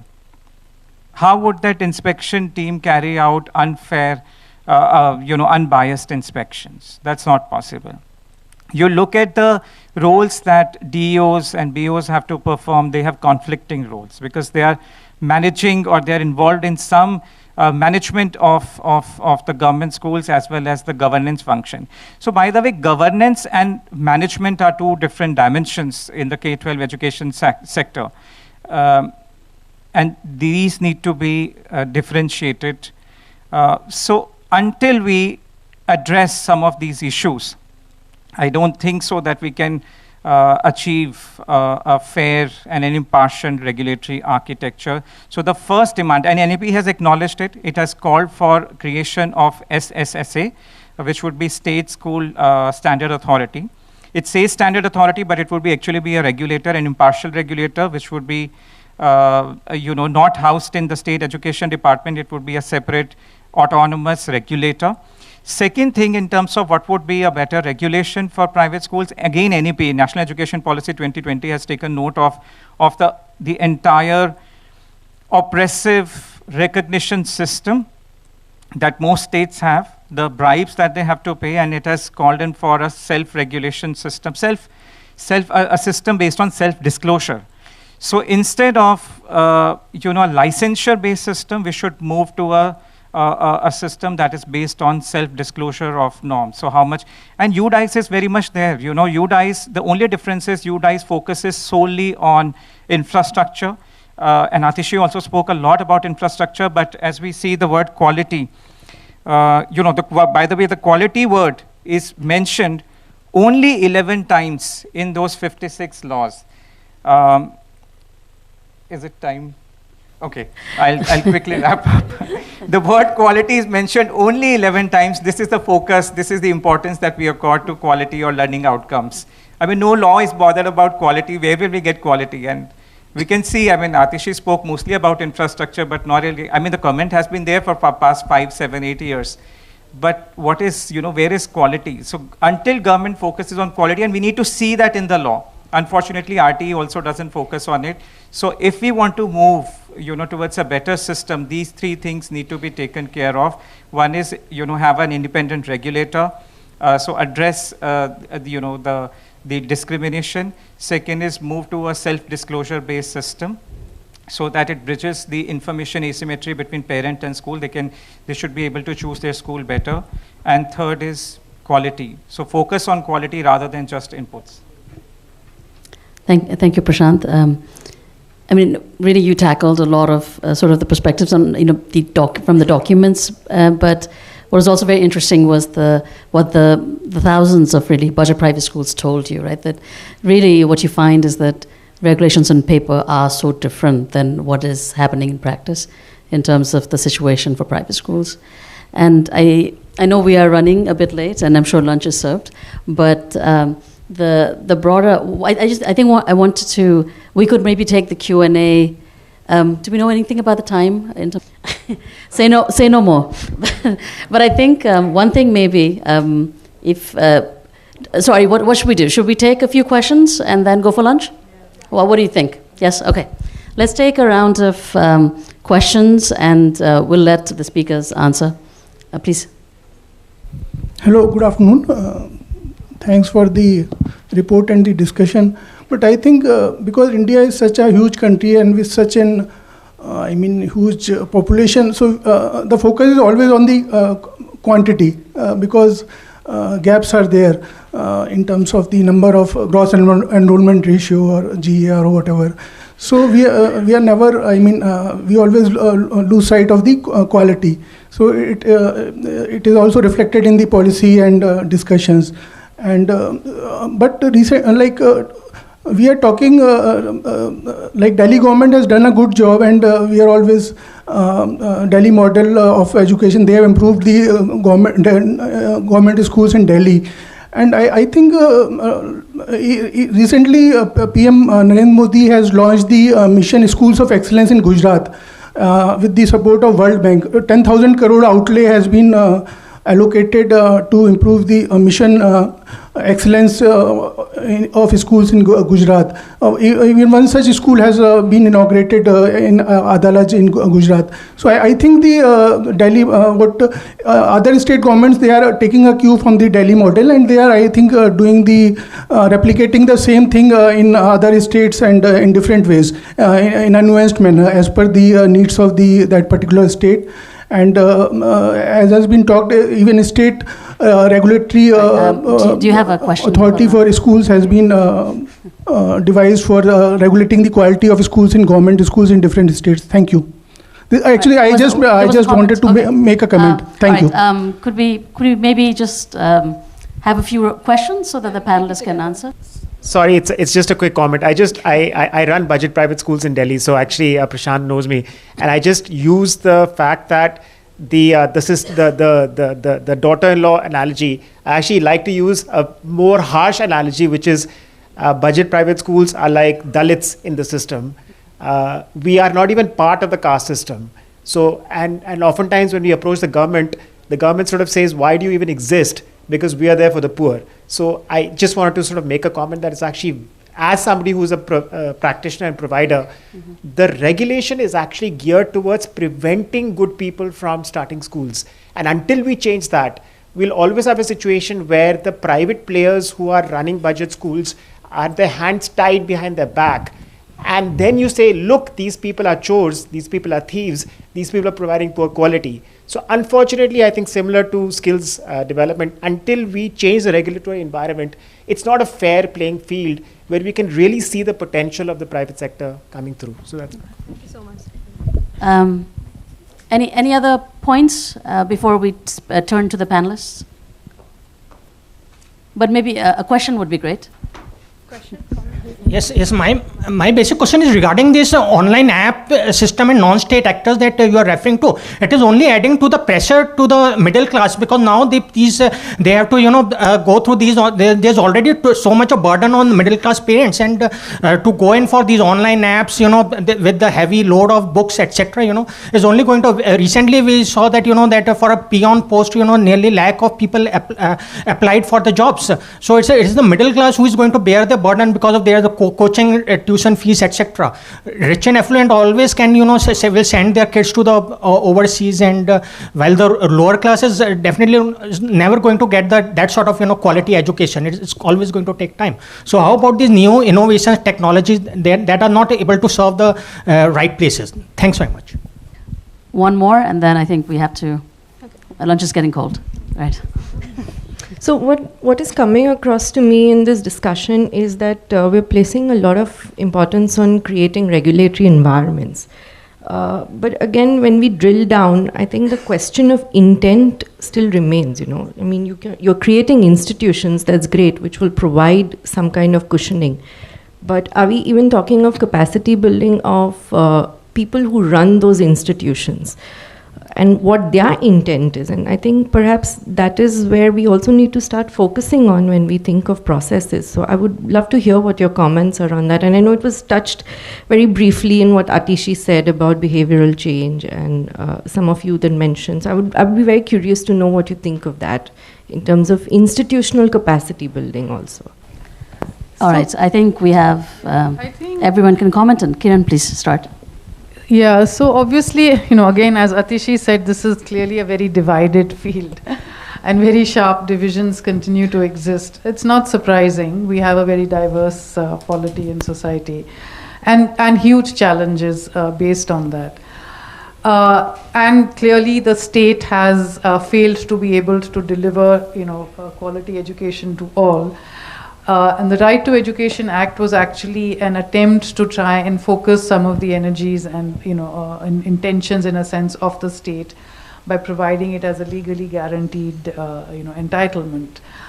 And I won't get into whether quality is included in that or not. I think it is, but maybe not in terms of actual learning benchmarks, and that's, I think, a highly moot point.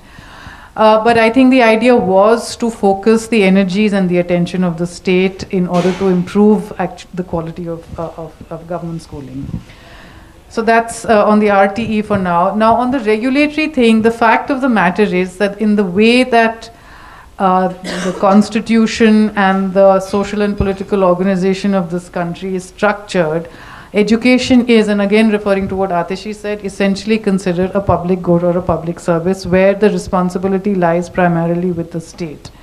I think that also comes along with the manner in which, I think a lot of countries have developed, their idea of the nation state, the democratic nation state, and what the responsibilities or the so-called social contract of the state is. So that does put a larger, in a sense, responsibility on the state, but the main responsibility really actually, in a sense, is to ensure or to establish certain benchmark or standards. And I think that is what was attempted also in the RTE, to say that we have to have teachers of certain quality, qualifications, training. We have to have infrastructure which is, has basic rooms and toilets and water and seating arrangements. We have to have, the curriculum has to follow certain standards, etc., etc. And it is those same standards that a regulatory system seeks to impose on the non-state. And it should be like that. I completely agree with that. However, we are a country, as we all know, with huge disparities, and the government system is currently catering to the poorest of the poor, which the private system cannot, will not, does not cater to.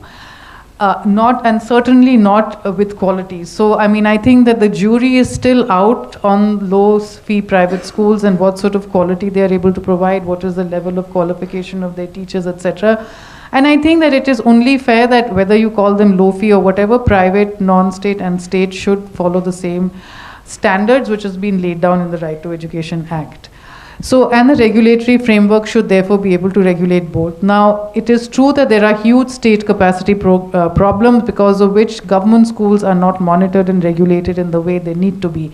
But that doesn't mean that because they are not private schools or non-state should not be either. I think currently non-state schools there are entry requirements, but they are also not being concurrently monitored or regulated, just as government schools are not, because you don't have the capacity to have people to actually go and check the functioning of private schools either. So in a sense, there is a symmetry there. I think instead of getting into, whether the government is discriminating between private and quite honestly, the rate and scale at which the non-state is increasing its footprint in the education sector, I think the narrative of discrimination kind of falls by the wayside. I think they have been given a lot of privileges. They have been given a lot of incentives, in a sense, to actually be part of the education system, including, and I think that's much more controversial also, including setting the agenda. So I think that all these analogies, and honestly, I think even using analogies of daughter-in-law and Dalit, I think are not very well placed here. I want to put that on record as well. So yes, we need independent regulatory systems. We need systems that will treat all schools, with the same set of standards. Those standards, however, do need to be set by the state, because the state is responsible for providing education. It's part of the social contract of a democratic state. But also that the standards that are imposed on the regulatory criteria that are established must include more than just learning levels of maths and reading. They must include issues of diversity, equality, democracy, social justice, citizenship, multiculturalism, all the larger goals of education, which are also areas where I think the private school gets a bit of a free pass. So I think if we are talking about symmetry, then we must bring all standards on the same page. And yes, I'm all for having a regulatory system that does that. Yes, I'm sure we could have a long, heated debate on these topics, but I would just ask all of the panelists to give a few remarks on all of the many questions, and perhaps just to add my own question, because this is the first of a series of launch events that will go across the region. If you think your research has any, if you have any reflections of your research for the other countries in the region, that would also be interesting. Thank you. Thank you. I'd like to take the question on intent, because when you asked your question, I was thinking about what does this proliferation of non-state actors do to existing institutions within ecosystems? And so to answer your question, a lot of my research speaks about how contemporary India's development trajectory is marked by the coming together of two big forces: the networked, pluralized state and the network enterprise. Private enterprise coming together to collaborate together to deliver development. That's what we are seeing, and that's really what we're discussing today. But what does that mean for the state as well? I spent 3 years working in the Ministry of Skill Development and Entrepreneurship as soon as it was set up as part of the founding team. And I could actually see how this new ministry with no history was shaped by the strong private sector ecosystem around it, with the emergence of international organizations coming, supporting on policy, consulting firms and experts coming, with advice, 15 different countries internationally coming and offering opportunities to collaborate and to learn. And what that really did was it actually created a new kind of learning environment within the ministry, which I think is quite distinct, which may not have been there in other spaces. And I think what this really shows is, while there is a challenge if there is no regulation because the incentives of different actors in this ecosystem are not aligned, but it also offers an opportunity for change and change management if these actors can collaborate, communicate, and learn from each other.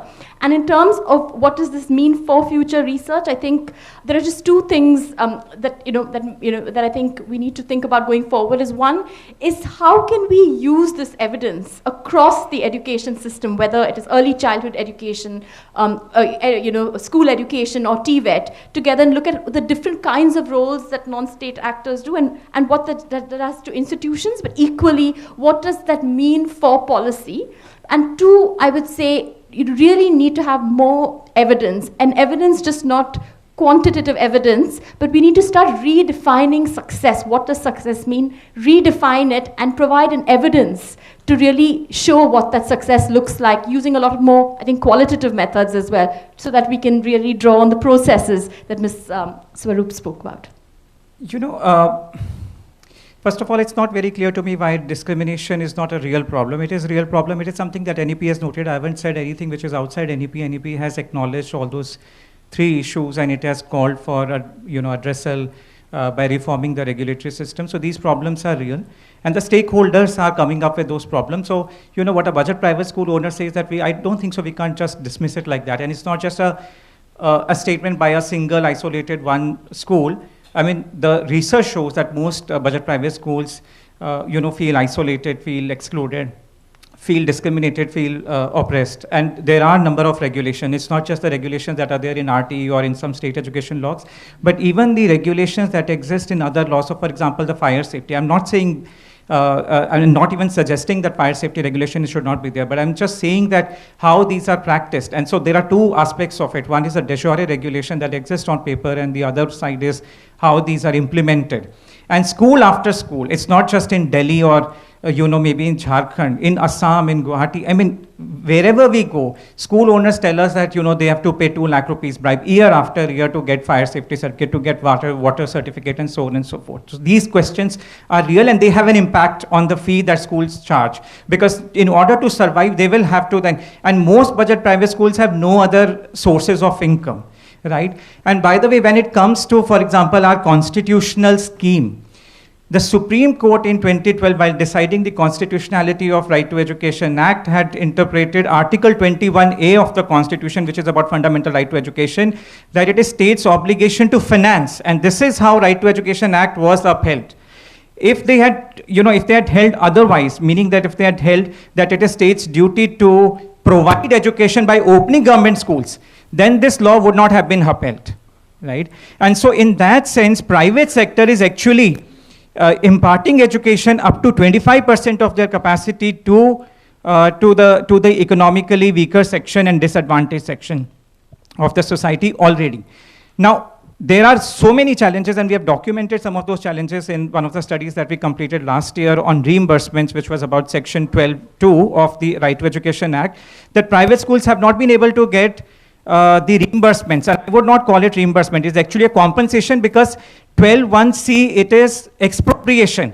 It is akin to land acquisition. We deny that. By calling it reimbursement, we are making it as if, it is some reimbursement for some expenditure. No, it is not. It is akin to land expropriation, and what they get is compensation because it is not equal to their fee. It is what the state decides. And sometimes, for many years, by the way, they did not get it. And this is why in last 12 years, most the schools, because they were not certain whether they'll get that money or not, they had to raise their fee. And this is why 16 states in India had to come out with fee regulation acts. So fee regulation problem is actually an unintended consequence of the Right to Education Act. We may agree, we may not agree, but this is the reality. Now, coming to state capacity, my take on that is the states should do fewer things and do them rather well. So many very high percentage schools in Jharkhand and in Assam remain unrecognized because state doesn't have the capacity to go and inspect those schools. And NEP says that let's move to a disclosure-based system wherein we ask schools to then, submit. And they are already doing that, by the way, because in RTE also we don't have that system. So most states already have a provisional recognition. But the impact of provisional recognition is it's not permanent recognition. And so year after year, they submit provisional recognition forms and they pay money. Yeah. Thank you. Thank you, Prashant. Ajay, before I turn it over to you, let me just ask you, do you think there should be more public teacher education providers in the system? So continuing with this last statement, I wanted to say that first one clarity is required. Non-state actor is not restricted to school only. I mean, it's a range of system that is. And recently, Niti Aayog circulated a bid. If you carefully examine that bid is about the evaluation of education schemes. And there are so many other bids. If you carefully examine that bids, you can find out it's very difficult for any government body to bid for that competitive bid. So it's not that the only one way it's the discrimination. Now coming to your question, I certainly found that it is very important that the more non-state actor, there should be a balance between the non-state actor and state actor in terms of teacher education. Because see, in both cases, there are certain flexibility are there. In case of non-state actor, we certainly found some flexibility and we can go beyond the standard regulation.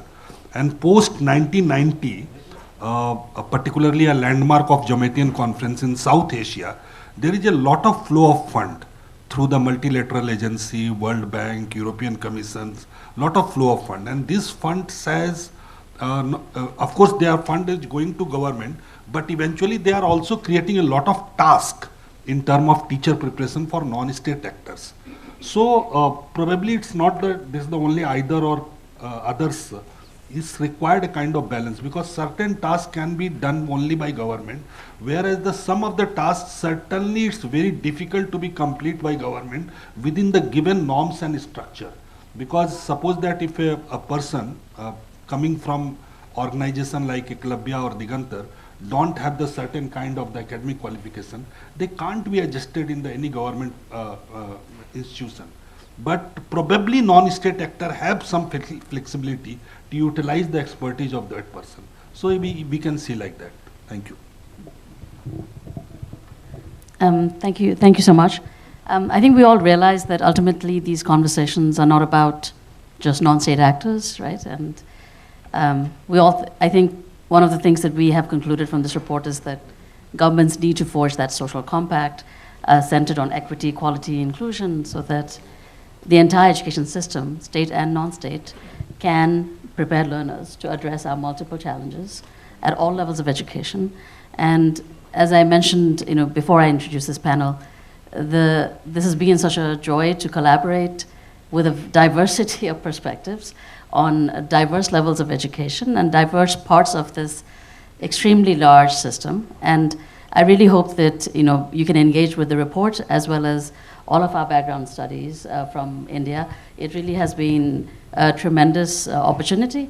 And I think at the end of the day, from a research point of view, it really is about adding to the dialogue, adding to the conversation, because of course these are otherwise very ossified debates to some degree. And what we want is, of course, to move forward. So I really thank the panelists for their contributions, and I think the Q&A can continue over lunch. So please go ahead and enjoy it. And thank you so much again. And Chandni, would you like to say something? A huge thank you to all our speakers, members of the audience, and the viewers joining us online. Please don't forget to use our hashtag #WriteTheRules, and engage with us and tell us what you found interesting from today's discussion. Sorry that we couldn't have a longer Q&A session. So what we'll do is that we'll have our mics and we'll have lunch together, and also talk to you a little bit and find out more about what you thought about today's discussion. So we hope you'll stay for lunch and also for the second session in the afternoon. So let's say an hour and 15 minutes for lunch, and then we come back for the afternoon session. Thank you so much.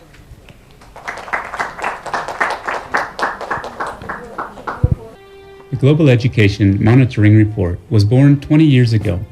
In 2015, it received an official mandate to monitor countries' progress towards the education goal in the 2030 Agenda, SDG 4. Published by UNESCO, the report has two defining features. First, it is joining us online as well. I would now like to invite the director of the Global Education Monitoring Report team, Manos Antoninis, on stage to introduce and lead the second session. Thank you. Thank you very much for staying for this afternoon session. And I have to say it was really an excellent, not because the team worked so hard to prepare it, but I was really absorbed into the quality of the conversation and the interventions that were made. And looking forward to that continuing in this session. I think what we're going to do is try and bring this discussion closer to the National Education Policy 2020 and see the developments and the issues that have been raised so far through its prism. You know, at the level of the Global Education Monitoring Report, we look at things from a bird's eye view, and we're particularly interested in knowing how countries and regions progress towards these objectives. And we know, of course, that South Asia has been the region of the world that progressed fastest towards universal primary and, to some extent, also secondary education, but also that has happened through the expansion of private enrollment. And that has been achieved without commensurate progress in levels of learning. Now, to some extent, that is also understandable. When education systems expand, there are challenges because more and more disadvantaged segments of the population enter the system, which create more pressure. And it's also encouraging that there has been a concern, and to a large extent through non-state actors' involvement and advocacy, in drawing the government's attention to the need to improve foundational literacy and numeracy levels. The national education policy, however, is also quite significant in some ways because it has somehow shifted the focus, or at least that's how we understood it and reflected that in the report, from a dominant role for the central government to one that is more focused on governance and broadly regulation. So it recognizes that there is an overemphasis on inputs and that these have been a bit mechanistic in how they have been formulated. And how we move on is an issue of major debate. Some question that because they wonder and they worry whether it means that the government is shifting away from some of its core functions. Others say that it is the right step in the right direction, and essentially that's what we're going to be talking about in this session. So I'm excited to introduce and invite to the chairs here at the panel 5 speakers who have excellent insights of practical examples on the roles and responsibilities for public and private actors. So I look forward to your contribution. So starting with Angela Daneja, who is the Public Services and Inequality Policy and Advocacy Lead at Oxfam International. Dear Jingran, who is the Founder Director of the Language and Learning Foundation. Avani Kapoor, who is a Senior Fellow at the Center for Policy Research. Padma Sarangapani, Professor and Chairperson of the Center of Excellence in Teacher Education at the Tata Institute of Social Sciences. And Rahul Ahluwalia, Project Director at the Central Square Foundation. Thank you very much for joining us this afternoon. The report, as you know, has 5 recommendations that refer to the role of non-state actors in education and ensuring that we protect equity through financing, quality, governance, innovation and policy making. Angela, my first question is for you. Having a robust accountability system is essential for increasing transparency and monitoring the involvement of non-state actors in education. And Oxfam has played a major role in holding both governments and the private sector accountable in the region. How does, in your view, the report's recommendation, particularly on regulations and the need for ensuring that both states and non-state actors in education are monitored and supported at the same time, align or not with the work that you are leading? I guess one logical starting point is we probably haven't talked enough about problematizing the word non-state actors, because it literally is everything that's other than the government, and that's everything from small providers to philanthropic organization to rights-based groups that demand accountability to corporate mega billion-dollar companies that deliver market solutions. So therefore, this category as a whole may not be the most optimum categorization to talk about a role and accountability of a certain sector, because the accountability and the role is different, and there are clear conflicts of interest between the various actors themselves. If one talks about the NEP is correct in flagging the risks of commercialization in education. It's been one of the strengths of the NEP is the recognition of the fact that it's a risk. And therefore, as a rights-based group, one comes to this debate of the role and accountability of non-state actors from the perspective of the fact it's the responsibility of the state to deliver education principally. Yes, there's a right for alternative education systems to exist. Yes, there's a right enshrined in law for private schools to exist. But it comes with a responsibility on the part of the state to regulate and enforce regulation. Therefore, if one looks in terms of getting into the actual answer of the question, there are two parts to it. What has been our experience as a rights-based group? Oxfam has been is fundamentally about inequality.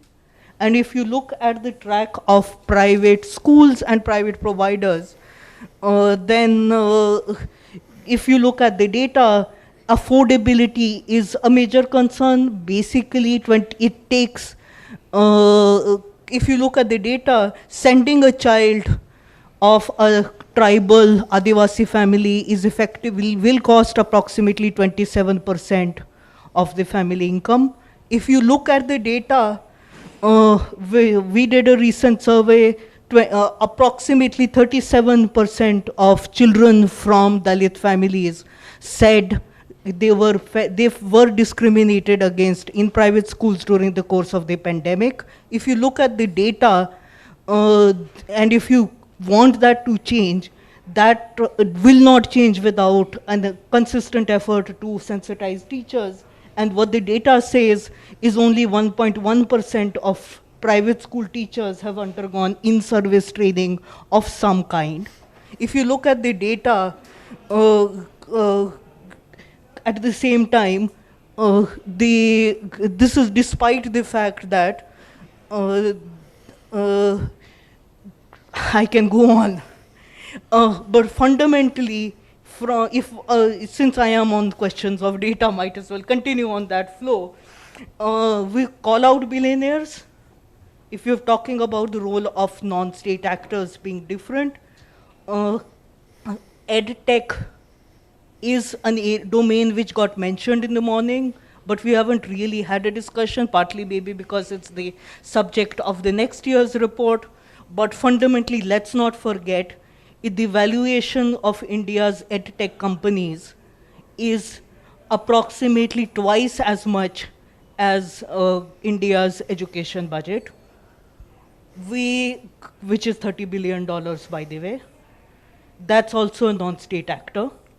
If you talk about accountability, and the role, and we've talked about private schools so far, but forgive me for saying it again. If we look at data, the data shows the fees in private schools have increased 160 times over the last 8 years. If you look at the data, then the 63% of parents said that the fees were raised during the course of the pandemic, and pretty much a third of them said that they were raised by almost 20%. On objective grounds, on rational grounds, there is a need for action to ensure accountability for what is a sector that carries with it risks in terms of equity, that carries with it very clear risks in terms of commercialization and profiteering. If you look at, again, one of the discussions in the morning was civil society should work on the demand side. Therefore, as civil society rights-based actors, we work with communities. Again, 84% parents in a recent survey said that the government has been ineffective in regulating private schools. 91% said fees need to be particularly regulated. So therefore, there is a need for accountability. It is a burning voice, burning demand of parents that requires action. Therefore, if one looks at the, again, if one, as someone who works on the right to education, I'm, apart from my Oxfam hat, I'm also part of the Right to Education Forum, which is India's largest network. We have worked on the implementation of the Right to Education Act. Therefore, from a point of view of ensuring compliance and conformity of all actors, state or non-state, with the provisions of the law. Let's not forget, in terms of compliance with DICE data, yes, there may be a single data point of private schools potentially having better access to IT, but the compliance of RTE norms per se across the board are lower in private schools than in government. If one looks at the data, yes, there are issues with regulation. Yes, the private sector, schools rather, may have reasons to feel that they are being overwhelmed with regulation. Yes, the data point about excessive number of documents that is required is correct. What doesn't get reported is the fact that there is one inspector for 206 schools in Delhi. The government system can regulate if it is given the tools that are required for it to enforce said regulation. In the absence of enforcement, in the absence of capacity, it is inevitable that corruption breeds. So therefore, if one truly wants to ensure a role for non-state actors, one has to have mechanisms to hold non-state actors to account. And I can go on this, but in terms of what we do and what needs to be done, last point, we need to strengthen the public system. And the elephant in the room is 70% of countries have cut their education budgets during the course of after the pandemic. In terms of Asia, 17 of 29 countries have done so based on the latest Oxfam reports, which are pretty similar to the GEM calculation. You need research, you need evidence. Yes, evidence already exists, but we always need more. We need to reach out to the media. We need to talk to parents and communities who have been clamoring for regulation, clamoring to have for support in their lonely fight. Parents have been demanding regulation, for example, in the edtech sector, and it's a lonely fight of a single parent who has been overcharged for a substandard edtech product while fighting a multi-billion-dollar corporation. Therefore, we need more work on social accountability. We need more support for accountability. And Oxfam has been doing that. Some of the recent ones being making sure that IFC has agreed to permanently disinvest from for-profit fees-charging private schools. So has the Global Partnership for Education. So has the European Union. Change is possible. Let's ensure accountability, because in this game of let's have the equal rules for all, let's ensure that there is compliance with the law of the land by all providers, be state or non-state. Thank you, Angela. And I have to admit that it was not an easy decision how to define non-state actors. I think what basically tilted the balance was that graph that we showed with the in the morning, with the attitudes of the public towards their beliefs, at least towards government capacity or the responsibility to deliver public education. So ultimately, given how blurred the boundaries are, it was essential to look at everyone, because everyone is really involved. Education is such a social domain that at the end of the day. But Oxfam is not the only organization that works on accountability.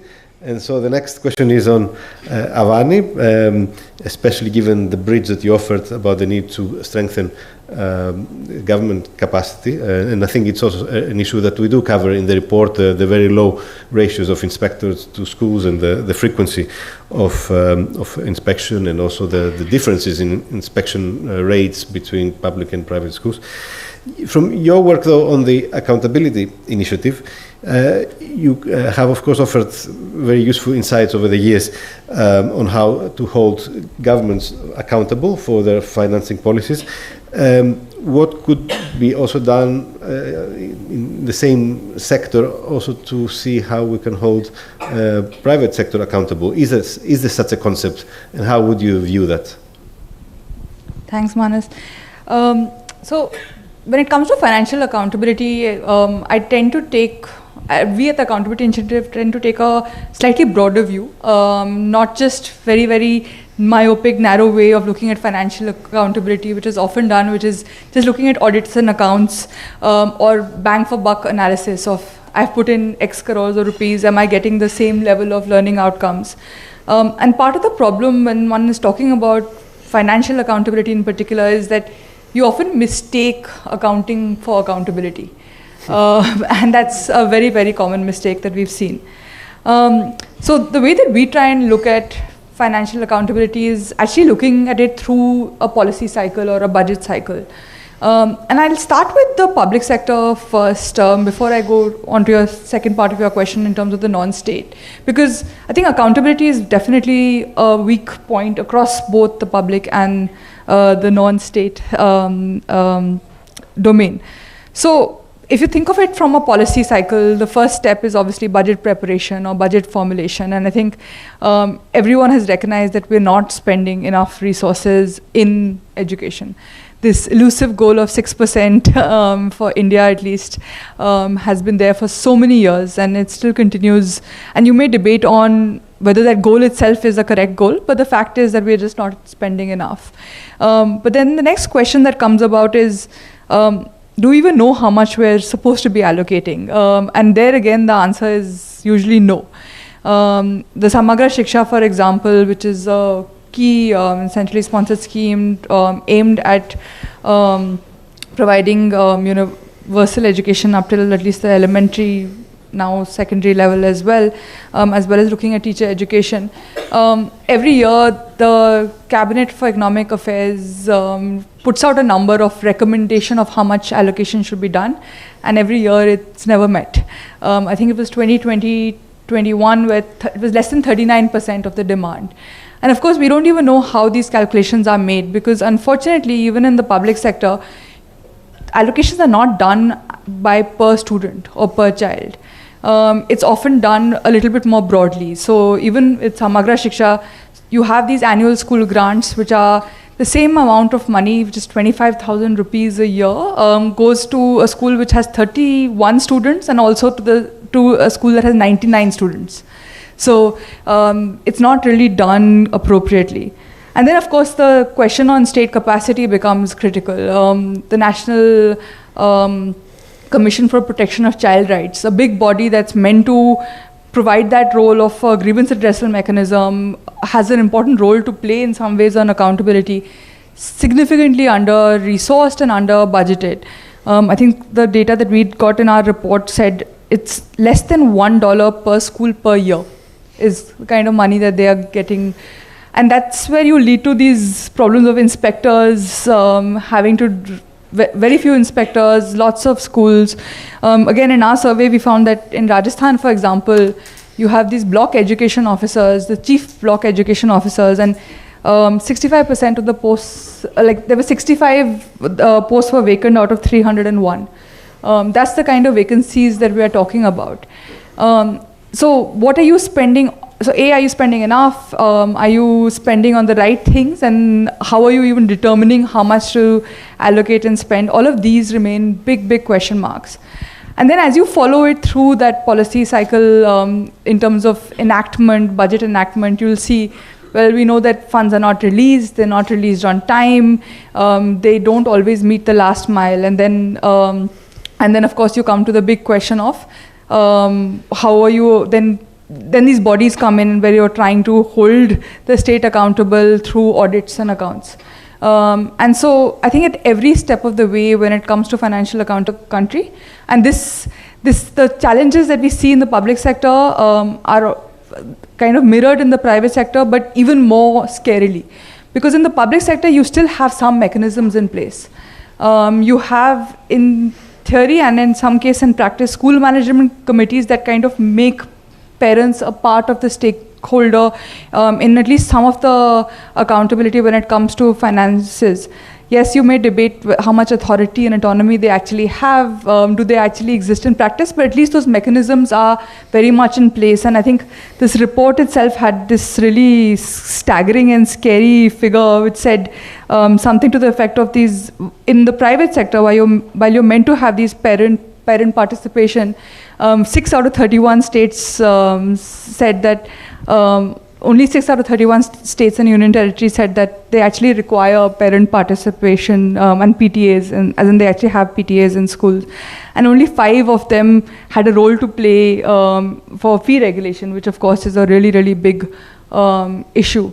So I would take a broader view of accountability and say that I think as a country, and especially since the GEM report is also looking at it not from a state, non-state lens, but saying if we need to provide good quality education to each and every child, we need to create a good accountability matrix of actually looking at what are the different activities that need to be done, and then actually describing and ascribing accountability to each and every actor in that system. We've been doing a little bit of this at Accountability Initiative, where we've called it Mapping Governance, where we're trying to literally map out all the actors, including the private sector, whether it is the PMUs, whether it is the small not-for-profits, whether it is large NGOs that are providing midday meals.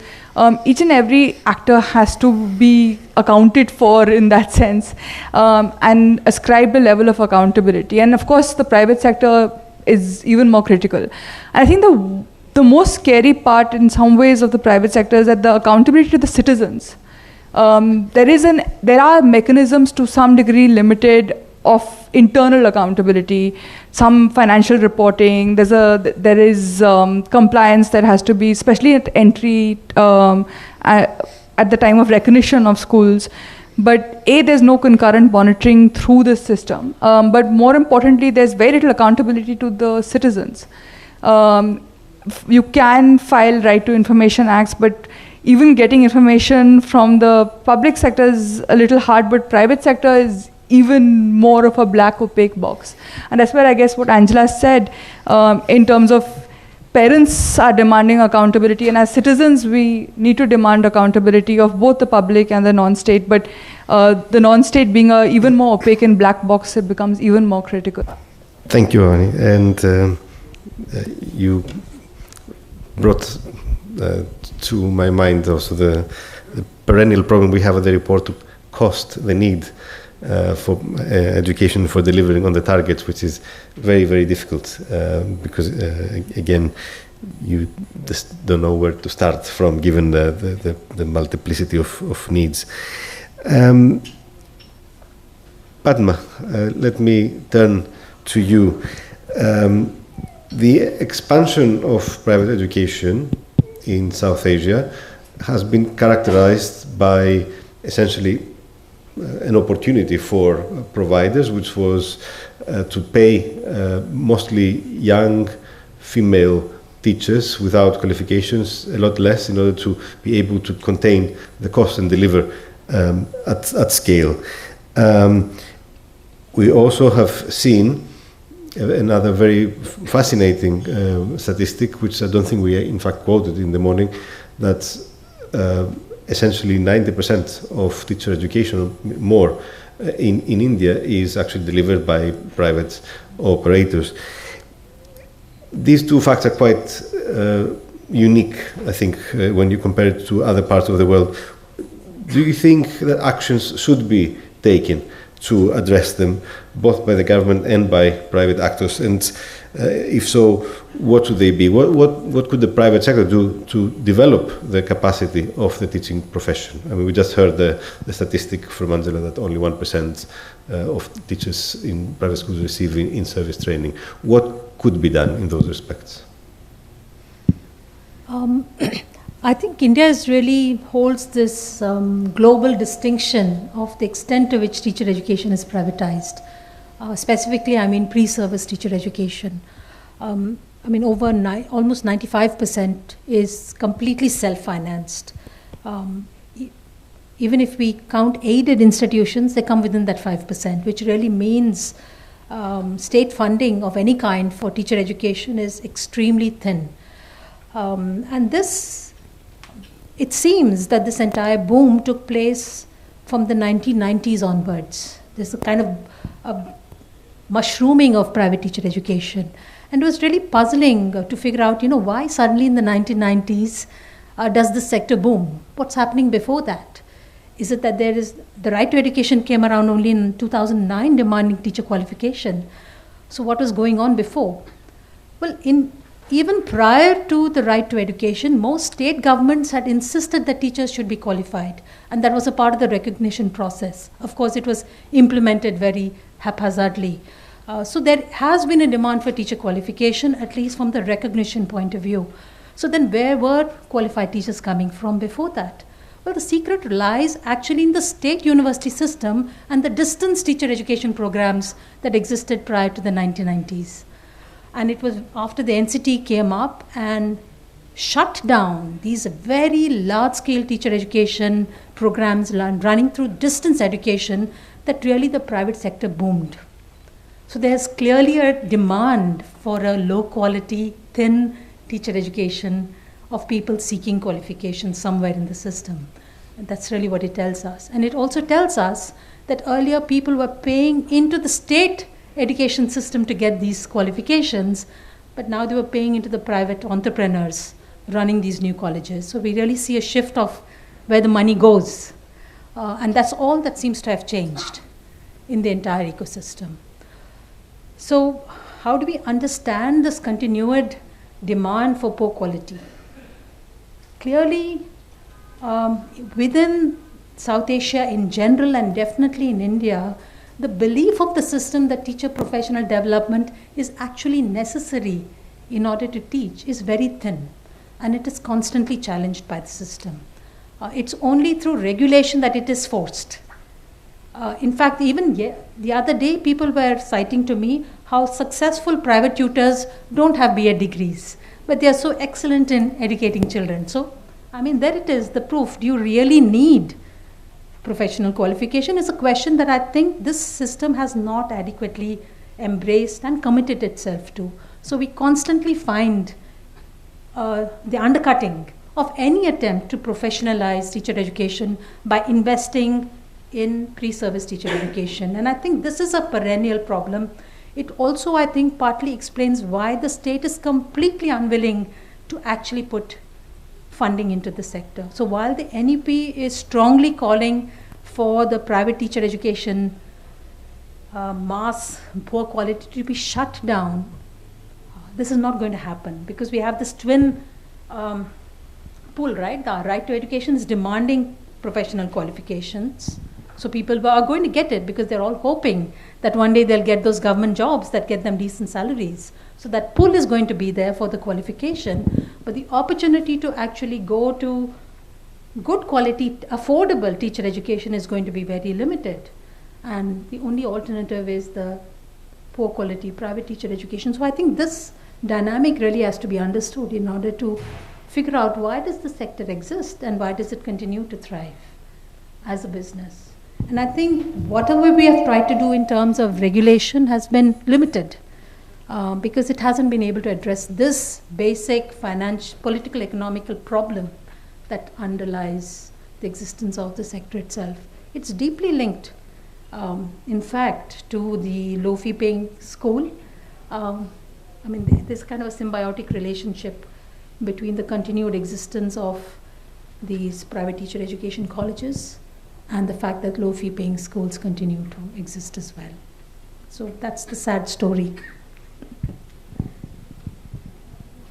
Padma, let me turn now to DEAR and slightly change, I think, the focus of the conversation. We have covered a range of contributions that the non-state sector is contributing, and one of those has been how non-state actors have actually championed the case for foundational literacy and numeracy. We understand, I think in the morning we also discussed that these are not the only thing that needs to be done in an education system, because there are broader concerns about citizenship and participation, and but the fact that these outcomes remain at low levels, it is important to make progress with those. And so, given the emphasis of the national education policy and also the work that your foundation has been doing with the government on the Nipun Bharat initiative, could you describe a little bit how you tackle these issues? I know your foundation has championed language of instruction in particular, which is also an interesting question, because we saw in the morning that a lot of private sector expansion has been based on the idea that teaching in English is better. So that's also an interesting dimension to hear your perspective. How can the diversity of languages be addressed so we can more effectively improve the quality of education and the learning outcomes? How do state and non-state actors can collaborate and need to collaborate to make this a reality across the system, both in state and non-state schools? Thank you, Manos. I'll try and focus on government and non-government organization collaboration. So I'm defining non-state actors right now for my intervention to be organizations like ours, which are working in close partnership with state governments to address the learning crisis at scale, including the language issues as well. And just as a background, I worked with the government for about 26 years, and then I'm now with an NGO. It's been more than 10 years. So I've been a keen observer of how government and non-government organization collaboration has worked over the past 30 years. And it looks as if in the past 10 years, there has been an increasing acceptance of non-government organizations to be working on issues which are more core to, have been core to the state in a way, which is, curriculum, policy, etc. But I'd like to highlight 4 aspects of this collaboration, both challenges and what seems to be working. The first is this, that I think it's important for civil society organizations, and here I'm again talking about NGOs working in the education sector, that their belief, their strategies and ways of working, if they can become more system focused and system oriented, that's very important. For example, investing in capacity of the government system, also designing for scale. An example is our intervention. We designed for 175 schools in a project in Haryana, but that went to 3,500 schools, and now the whole state adapted, of course. So can NGOs look at design not for small pilots, but designing for scale from the get-go so that it's easier then for governments to plan for it? And that also goes for language interventions, a small, trying to do something in a small pocket versus then trying to see what can be done, even if it's slightly imperfect, at scale. So looking at optimizing ways in which it can be done. So the first thing I think is about the way CSOs think about working at scale, working with governments, working with the system, and focus on sustainable changes and reforms which can be replicated. So that's my first point. The second, of course, in working very closely with the government system is the risk of getting co-opted into the system and become, in a way, an implementation arm of the government itself. Even more risky than that is that some organizations actually substitute the work that the government has been doing. And this is happening in several programs. No, that's really not what should happen, because, and I have seen this over the past 30 years. I've worked with district primary education programs, Sarva Shiksha Abhiyan, Samagra Shiksha, and then outside as well, to see how the system actually gets weakened when the project ends. So it's very important for the non-government organizations to be very clear that we are not here to substitute what you're already doing. And some project management units have tended to do this, of trying to to just do what the government was anyway capable of doing. So that's very important, the risk of getting co-opted, as well as the risk of sort of substituting and duplicating what the government could do. So that's my second point. My third, I think, as a non-government organization, there are certain stands and positions that we must continue to take. We should not be afraid of engaging with the government and stating our positions. Especially, see, this comes up when you're a rights activist organization, it's fine to advocate. But when you're working closely with the government, often we tend to just go along with what the government is saying. It's an easy path, right? It's something we say, okay, a little bit of compromise is okay. But there are stands that we must continue to take because we know it's important for children's learning, equitable learning especially. So that is very crucial. And I'll just give you one example. For language issues, for large-scale assessments, for issues of equity and inclusion, it's very important that we continue to, I wouldn't say push back, but continue to negotiate with the government on all these. For example, we stand for strong formative assessments inside the classroom, which the teacher can then use to improve children's learning. And those of you who are familiar with what's happening in state governments, there's really a governance model of doing census assessments in a centralized manner, a lot of data coming up and being used to categorize schools and teachers as good or not good, which doesn't help improve children's learning in the classroom. So we've continued to take the stand while we are working very closely with the government, and it does compromise our position at times, but there's certain things which are non-negotiable, which a civil society organization must not give up, even if they're working very closely with the government. So that's the point I was making. There are other examples where we've had to do this. That's very important. The last point I want to make is that in the government sector, right now, there are some state governments which think, the number of MOUs they sign with NGOs is a sign of how, they're involving others, etc. And it's something which it's supposed to be good, right? And therefore, I won't mention the name of the state, but there's a VIP constituency in that state where there are 3 kinds of workbooks. 3 different organizations have provided workbooks for grades 1, 2, and 3 for FLN.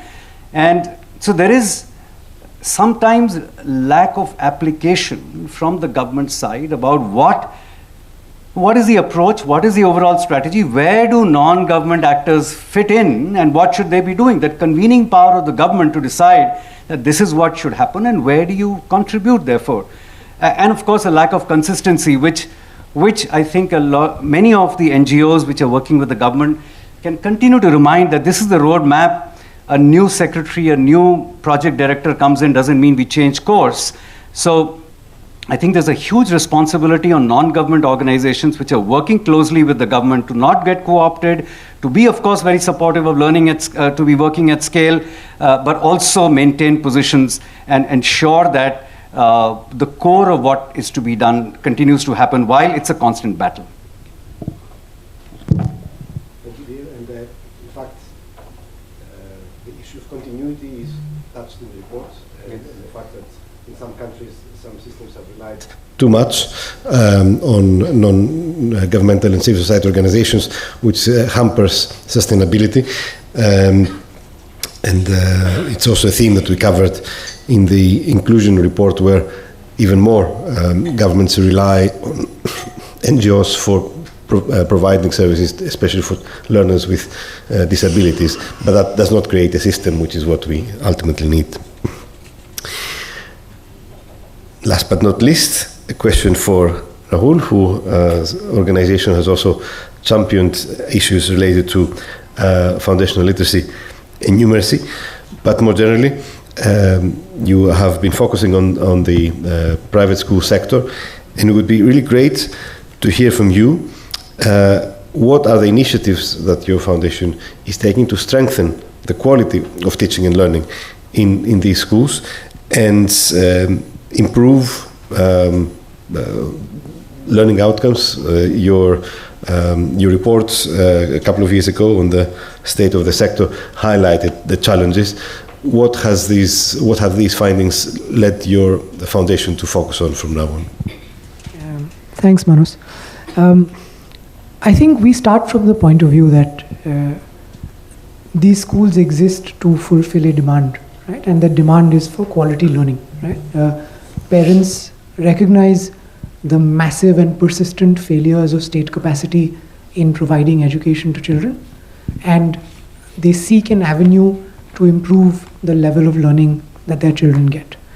And I think to some extent I agree with Avni that there is an accountability gap in this sector, but not in the way that she's saying, right? I think a private organization is not accountable to citizens for its finances, right? But it is accountable to the parents that make use of their services for the quality of the services that they provide, right? And our view, and this is a fairly evidence-backed view, is that parents do not have a good sense of the quality of the service that they receive from a private school.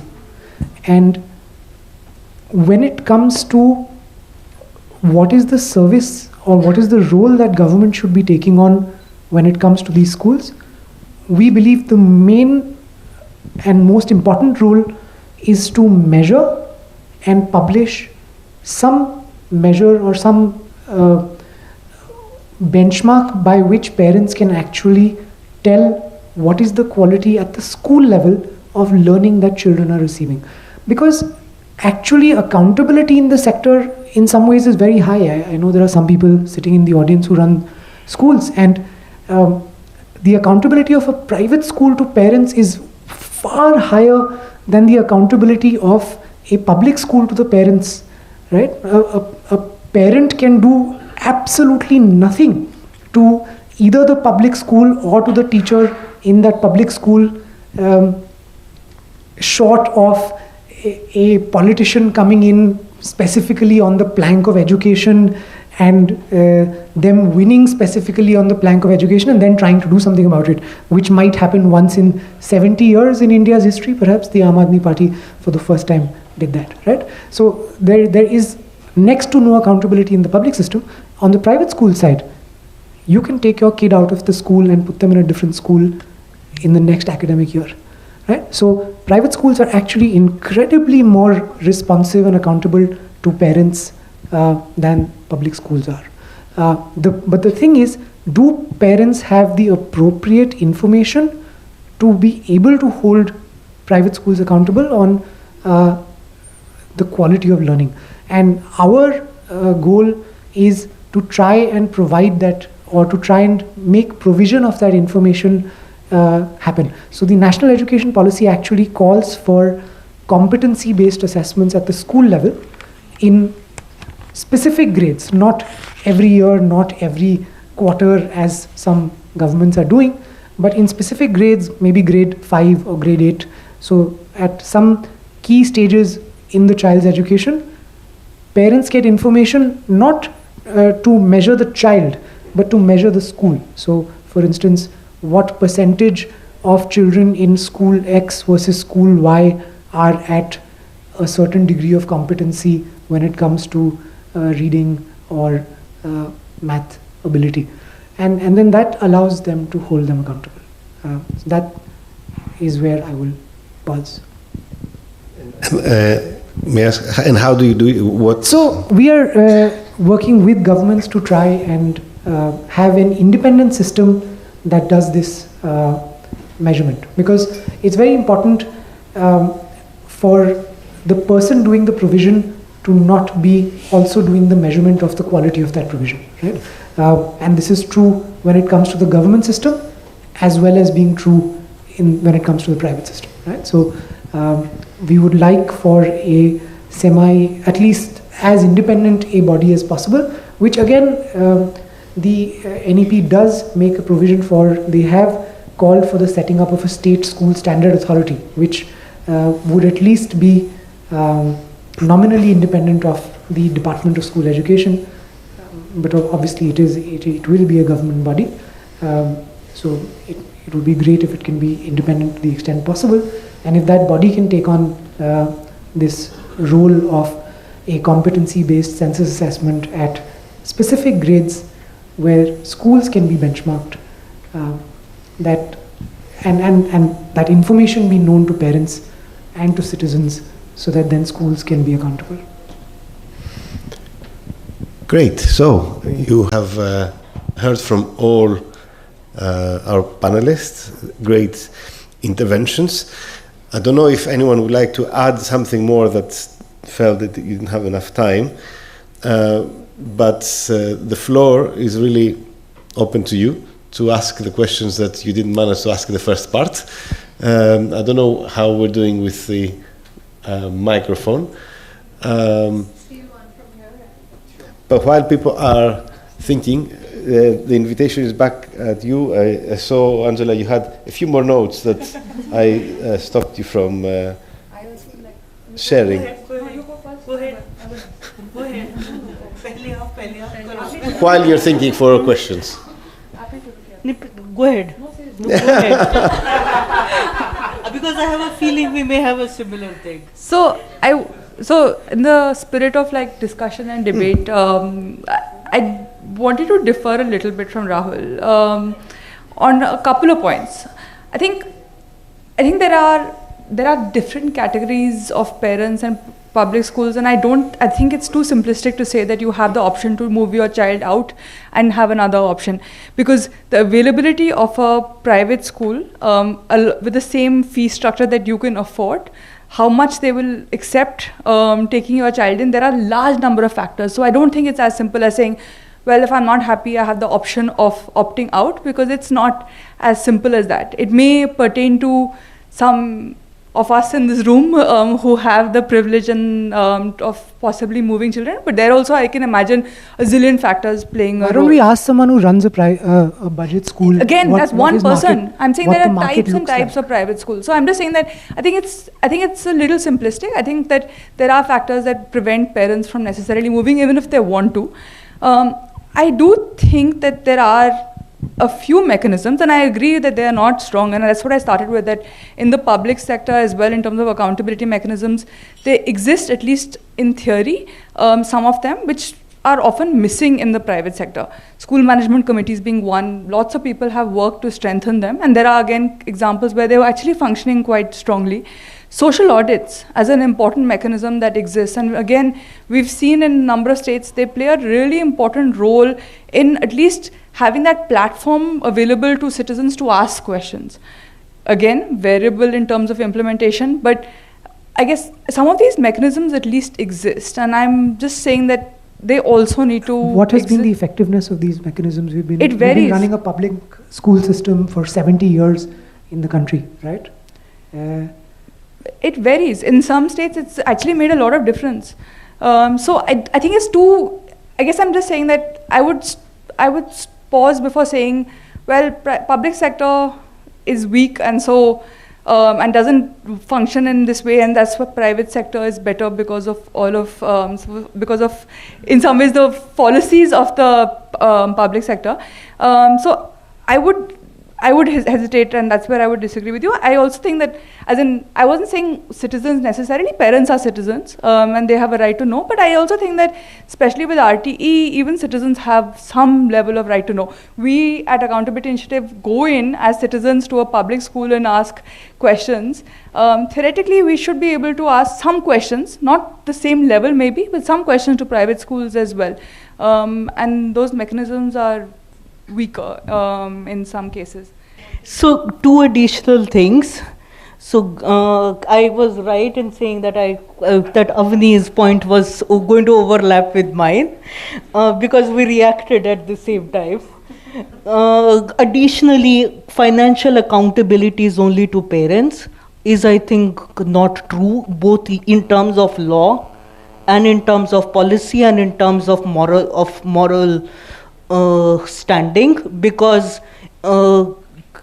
a significant number of private schools, yes, you may say that there are exceptions, receive explicit or implicit subsidies from the state. At the same time, there is a responsibility of the state on the part of this. Fundamentally, as long as the current current legal provision states that that education is a not-for-profit sector, private educational providers have a responsibility to stay not-for-profit. And I know Central Square Foundation has advocated for that provision to be removed, but this is the law of the land as of now.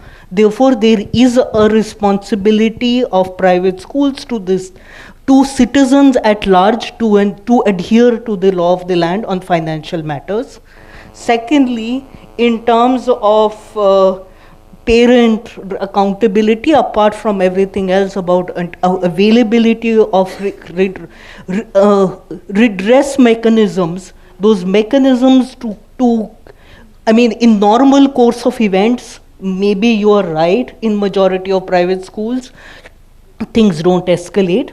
But when things go wrong, and in all educational institutions, they at times go terribly wrong, in those instances, there are at least laid down mechanisms and roadmaps in the public system. Those roadmaps of accountability are fundamentally, in terms of legal practice in India, right now are fairly weak. So therefore, this remains an area of absence of adequate enforcement. Does it work? You are probably right in saying it doesn't work in practice, which is why let us invest in governance capacities. Let us ensure that enforcement capacities truly focus on what is needed. And what is needed is not just accountability for learning outcomes, for which quote-unquote parents are not capable of. Let's also not, let's undermine parental capacity to judge what's good for them. So therefore, from an accountability lens, also, it would be critical to have structured mechanisms for parent participation, which are missing at present. It's such a rare opportunity to have panels that discuss with each other. For those of you who have been in such settings, you know how there's no time, and I think it's a luxury that I hope you're savoring. No, should we give the micro to the audience? I saw there was a hand, and you also invited a school to speak. So I don't know if the school wants to take, but let's go first to the question in the back. So my question is to Dheer. Dheer, I heard you say that as civil society members, one's job is to not do the government's work, but to be supporting in capacity building. And then from that only we should be deriving whatever objectives are set for the government. So here, actually the question is that if as a civil society member, one is seeing that the government, from demand side and supply side, demand side, government guy wants actually the civil society member to take some parts of their job, and on civil society side, they also do not want the ball to drop. They possibly want to control the outcomes, and therefore they want to take up the work that they possibly should not be taking. So the question here is, as a civil society member, what is the best way to say a no if such a demand occurs? And a related question to that is that, what to do when you really see the ball dropping when you have said a no? Yeah, so working with the government, even though I've been on the other side, is an art. There's no real science behind it. And it changes from one situation to the other, one state, 1 year to the other year. It's quite difficult. So I think what we say is we co-create, collaborate, and ensure that the system is then strengthened in the process. But that doesn't mean that we will be only doing capacity building. We'll be with them to create a new curriculum or new workbooks, a new teacher training program, etc. In service. So that is but without this becoming the state assuming that this will be done by this group. So it is, for example, for those who are aware of what the government system is, the SCERTs and diets, etc., to ensure that we work with them. Of course, there is an approach, a design that is appropriate. Say, for example, for issues of language of instruction, you have something in mind, you know what's best for the child, and ensuring that that is translated in the most feasible manner. And that's where these compromises, and you've got your own lines of this is not acceptable, this is where, because it's such a large system, this is where let's give in a bit. It is a give and take, it's a balance that is almost every day that's being negotiated with the government. So that's very important.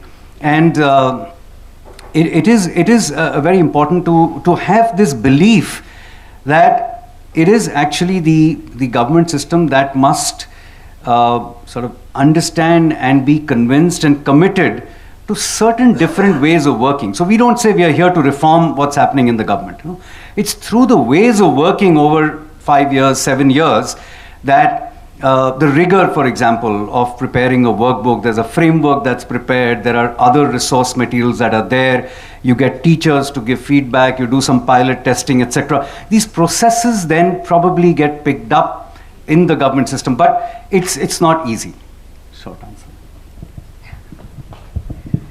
I also want to share something from the point of view of somebody who's also collaborated extensively with government, that this position to work is actually extremely difficult. And it's not just that it's an art, but in fact, I don't think there's any stable answer to this question at all. The problem for civil society members is that the need to show success, the need to achieve things in time is actually tremendous. We have interests in the work that we do which are actually motivate us in very different ways compared to the way government functions. We have to show results, we have to prove things to funders. I mean, we are funded for our work. And so our priorities in fact diverge from the priorities of government, and finding a meaningful ethical balance between the two is next to impossible, to be honest. And so I think it's a tremendous struggle to find that ethical balance and to continue to work. And I don't think there's ever any answer to that question. But having said that, I think I appreciate the point that Dheer is making about being able to find spaces where one can function complementarily with government and not substitute. One of the problems that exists in government, but we are not here to talk about government, is that leadership changes frequently in government. And so the only people keeping the memory of work alive is the non-government, because they stay. While the government, there's huge turnover. So this asymmetry in the memory of work is, I think, a very deep problem. So a lot of the learning that you're talking about, getting transferred into the system, it's just very difficult to achieve in the government. And I really think, we have to think about how we build institutional capacity of government and design it to carry forward memory of work. It's not that government has not been through rigorous experiences of workbook design, but it's forgotten. And then here's another new NGO and doing it all over again.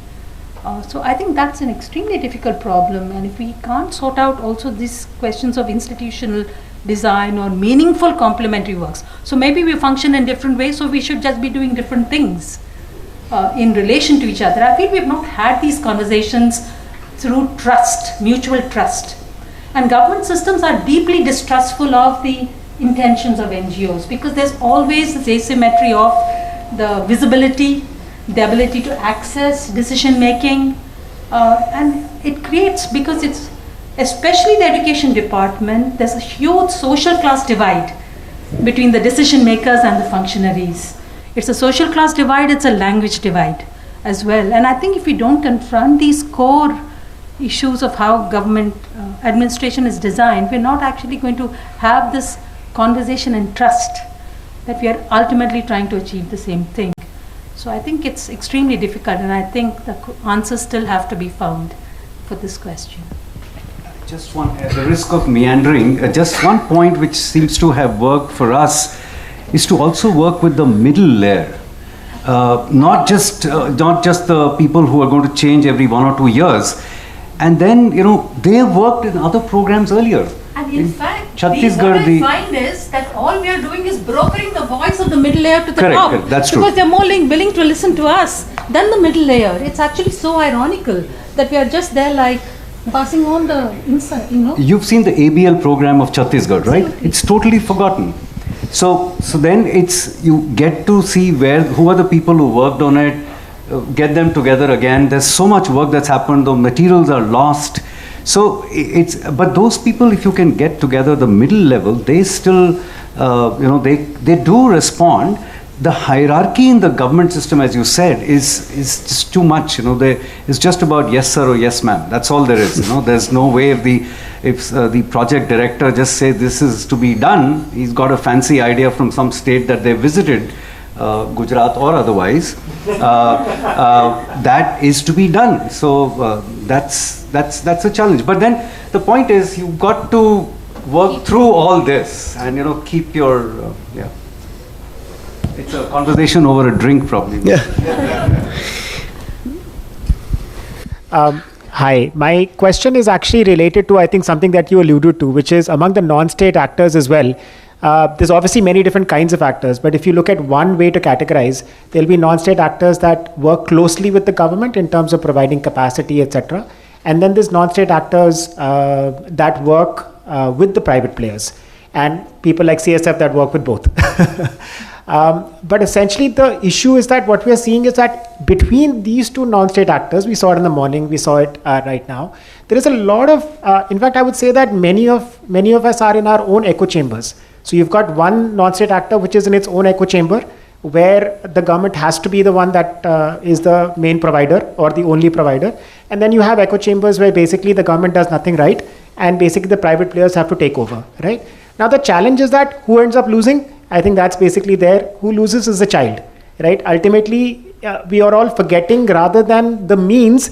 Ultimately, the end is that the child in India or in South Asia needs to get a good education. So that will only happen when we are able to talk to each other. I'm so glad that this forum actually allows to do that. But I guess any suggestions on how to make that happen? Because I think that unless we do that, we'll end up fighting with each other, rather than trying to focus on the child at the end. And wo sarkari bacha hai ki private bacha hai, that's actually, where the battle will be. Just any thoughts? NGOs do not collaborate by their very nature. In fact, sometimes they're secretive, competitive, kisko kahan se funding mil gaya, kya hua. So that's not share anything.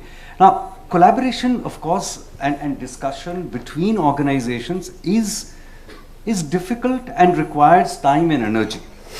And one of the things that we could say is very often, I mean, if we take a benevolent view, it's that they're so stretched that they cannot invest in coming together at forums, spending time on what they have learned, what others have learned.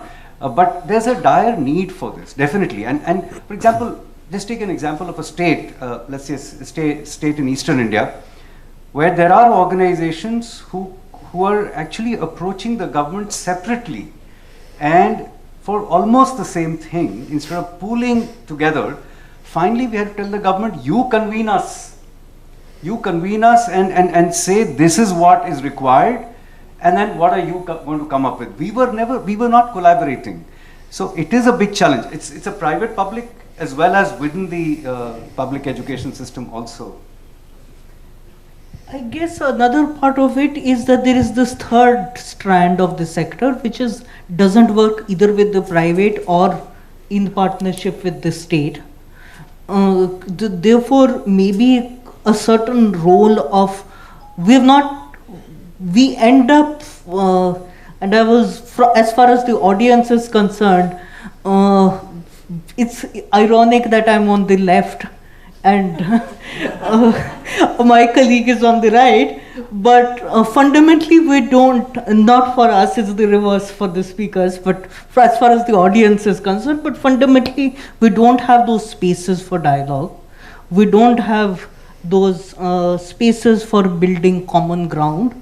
So therefore, a common ground which is not about your engagement with your core constituency, for the lack of a better word, in terms of the engagement with the government, you've not got nothing to lose or gain through engagement on a third party platform, which we have not been doing enough of because of partly shrinking civic space related in issues of late, and therefore it's essential to build back that space.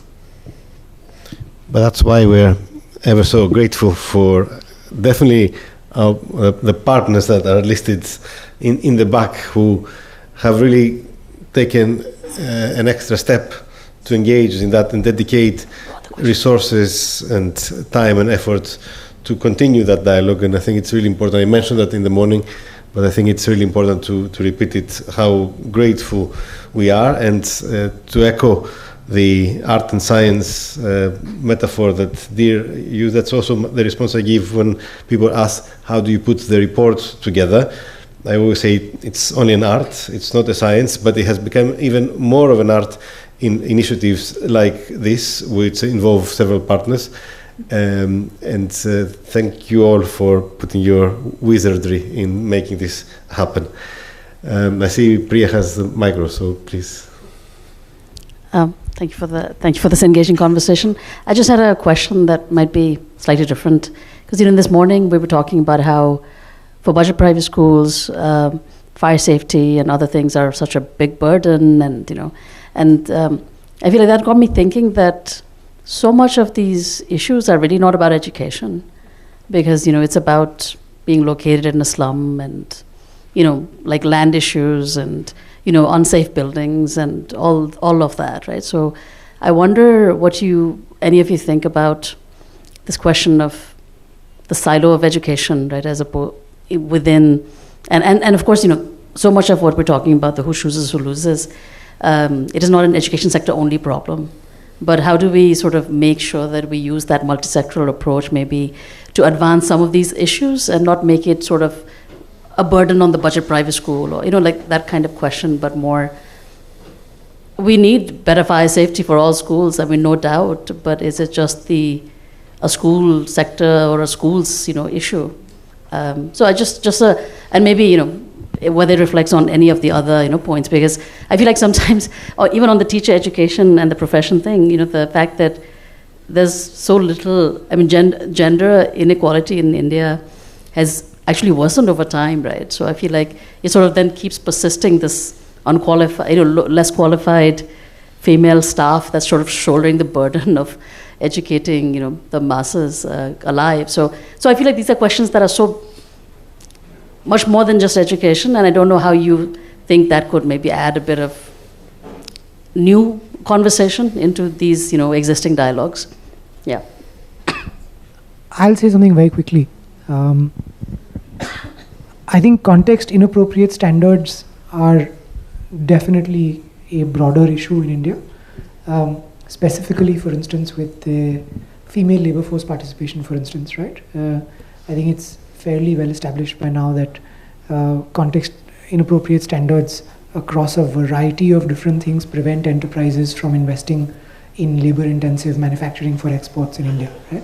Where our neighbor Bangladesh has actually done significantly better. So female labor force participation in Bangladesh is approximately 40%, I think, and in India it's approximately 18%. So this is obviously not to say that you don't have standards, but I think we should remember where in the income curve we are as a nation, right? And our context should allow for improvement in that income curve, which then lets us get to those better standards in a more organic way, rather than trying to impose standards that are unrealistic and harmful.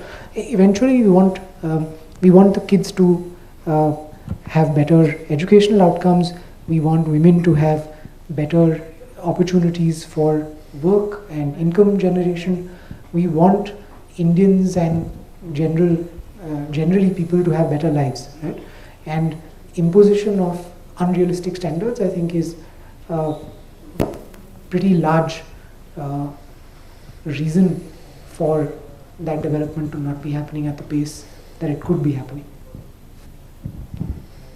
I find that a very unacceptable formulation, actually, because where children are concerned, I don't think we can compromise on basic standards. I mean, the right to education is a compulsory education, and it promises dignity, life with dignity, and I think we have to take, it is not an enterprise at all. Well, that's a problem. I mean, that doesn't mean that we then say that there's a problem with the appropriateness of standards. There's, I think, a problem with the willingness to invest and support. I mean, if recognition is given and the institution cannot fund those things, maybe the state government should come up with a subsidy or some solution, rather than just, look the other way. I think there is a promise to life with dignity, and it includes security of life. So I don't think the fire safety hazard is, for example, a problem. In fact, it's absolutely essential. And I think we have to stop compromising on many of these things which are basic. These are not luxuries at all. In fact, if anything, the private school is raising fee with all kinds of irrelevant provisioning. I mean, I really question whether the internet in the school is so important as compared to having the fire hazard provisioning. But you will find that the private school will publicize its internet access as some kind of added quality in education, compromising on these basic needs. So I think as a polity, we really have to be, we have to emphasize the non-negotiableness of certain basic requirements. And I think that's all the RT is asking for. It's not actually asking for anything very, very, which is unreasonable. Quick response, and I think the question you have to ask yourself. Michael?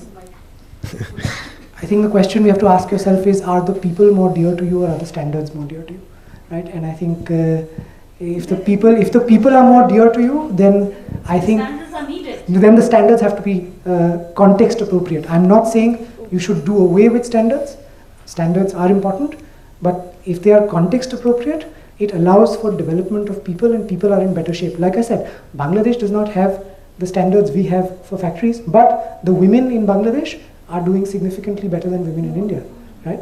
And so it's the empirical result of the standard that you put in place that should be more important to you, rather than the theoretical notion of the standard and how much you like it. The whole discussion on standards where schools is concerned within a free and compulsory system has to be completely separated out from how private enterprises run and why people are employed there. And I think we simply have to view these institutions very differently, and the provisioning of these institutions very differently.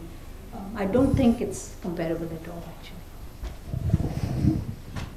Moving away from the discussion on standards, though a funny anecdote, which was in an attempt to have standards in public schools, the government, a state government, had done an order that every school was given a fire extinguisher. including schools that did not have a building. So this poor teacher would have to lug this fire extinguisher back and forth because there was no place to keep it. But I wanted to respond to the second part of your comment, Priya, which was that I think one of the challenges that we've seen, and as you said, it's not just education specific, it's across sectors. We're talking about platforms of discussion within groups, but it's true that you don't have platforms for actual convergence across departments.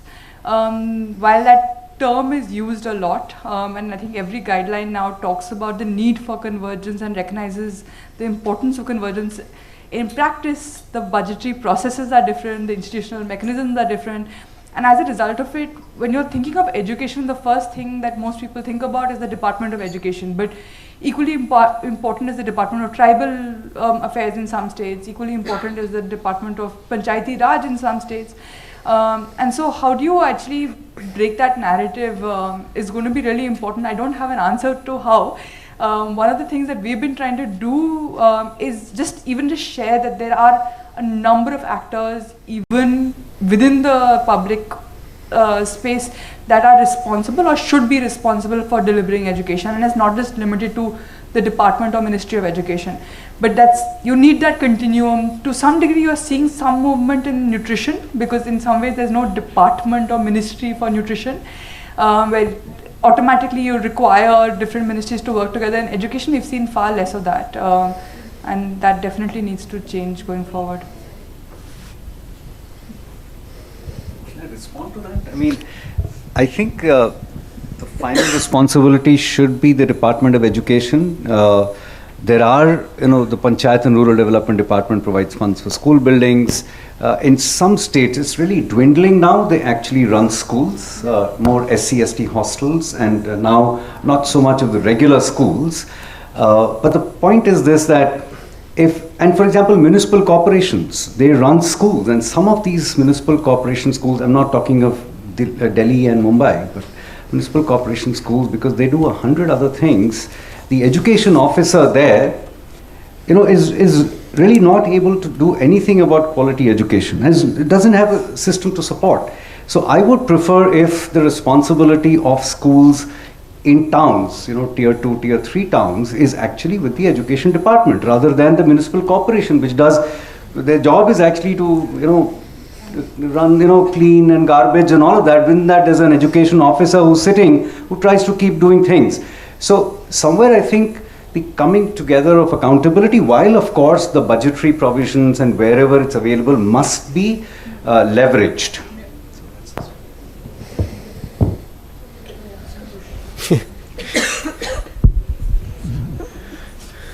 Thank you. Actually, I just wanted to say that what is how important is can we rank the schools, can we audit the schools by a third party? There is the concept of accreditation has come in.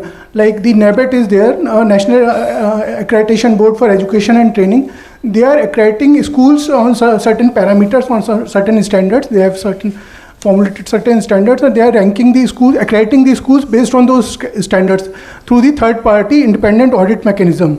Third party assessors are there. Like historically, we say that central schools, Sainik schools, army schools, air force schools, they are the standard. In the public education system, they are the standard. They are supposed to be the best. And in the private sector, DPS, like the brand of DPS, Delhi Public School. So they are there all over the country and everywhere, and they are supposed to be the best. Now the concept of corporate schools has come. Shiv Nadar School and all these, Amity School and all these schools have come in. So I mean, can we have a mechanism like there is a NAC, NAAC, National Accreditation and Assessment Council, which MHRD, a body of MHRD, which is ranking the colleges and the universities, NAC A+, 5 star. They are giving the ratings. And so that way the quality of the education system, public education system, or the education system, whether it is school education or college education or university education, higher education or primary education, that can be enhanced, the standard and the quality. So I think that can be debated or any thoughts on this aspect of the education? Thank you. Thank you very much. Maybe I could elaborate, go to Rahul perhaps on this topic, because you mentioned that you are championing the idea of having more assessments-based mechanisms for getting schools or getting the public to know how well schools are doing. I'm interested in this topic because a few years ago we had a report on accountability in education, and we actually tried to look into this, how education systems around the world that had increasingly access to that information, how it was being used, both by the government, which is an important part, and by the public. And we revisited that also in the global report. And the first thing that came to my mind, just to complement how do you accredit or assess a school, was that, of course, if you look at schools at one point in time, that's not going to give you interesting information. So it only starts making sense if you observe the progress that schools are making over time, assuming that the progress is big enough to really reliably know whether they are improving or not. So that requires quite a lot of thinking behind organizing, communicating, even if we accept that that's a dear outcome that we really care for and we need to make progress. But how have you thought of how you roll it out in a way that is not generating all the negative effects of stigmatizing schools or giving the opportunity only for some to move to schools that are doing better, etc.? What's your advocacy and strategy around such a prospect? So, more directly on the accreditation thing to start with, I think an accreditation system that goes beyond learning outcomes is a very interesting and important complement to a learning outcome based benchmarking system on issues like child safety, on issues like socio-emotional learning. I think accreditation holds greater promise because these are things for which assessments are probably not a great way to go. Overall, I think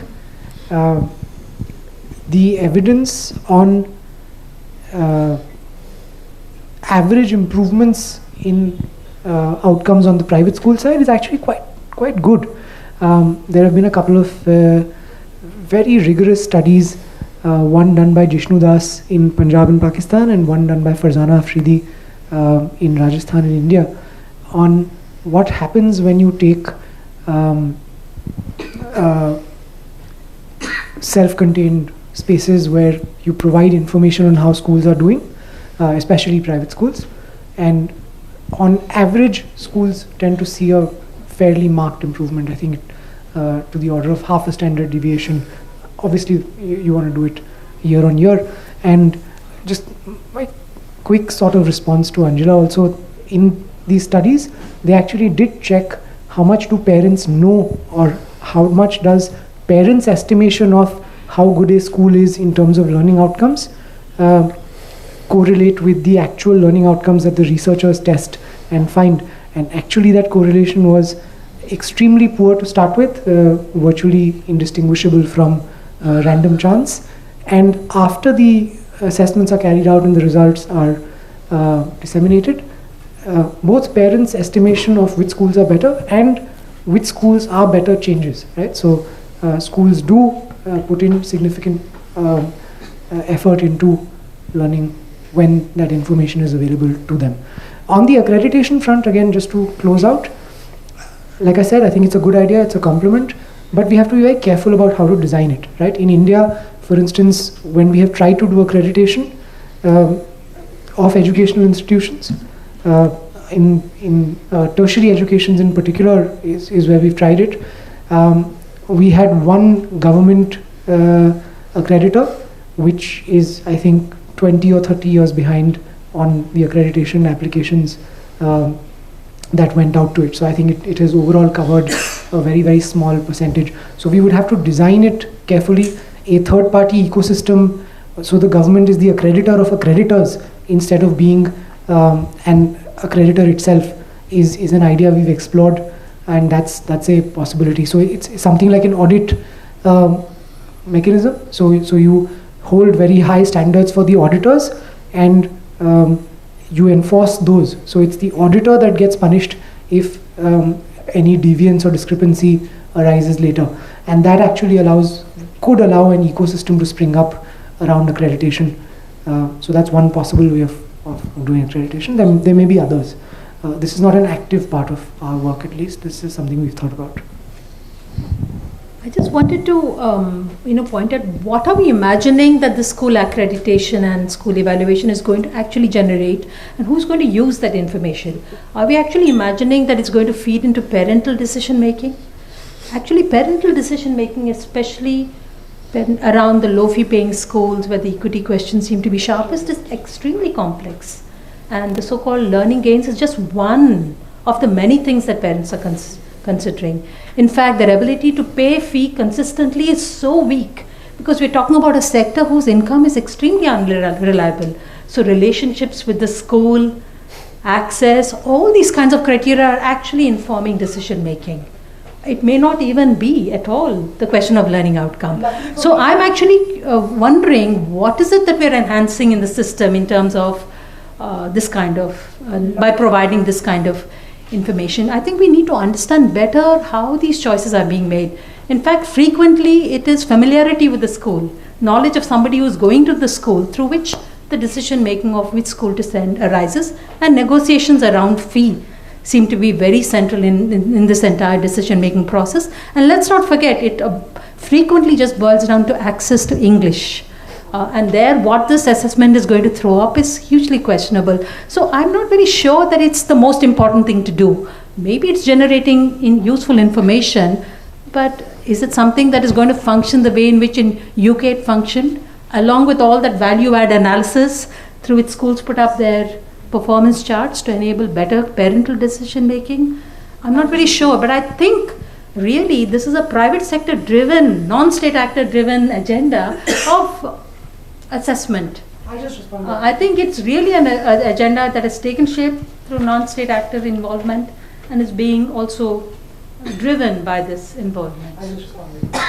Maybe you'll respond together. So two additional quick points. Nothing fiery this time from me.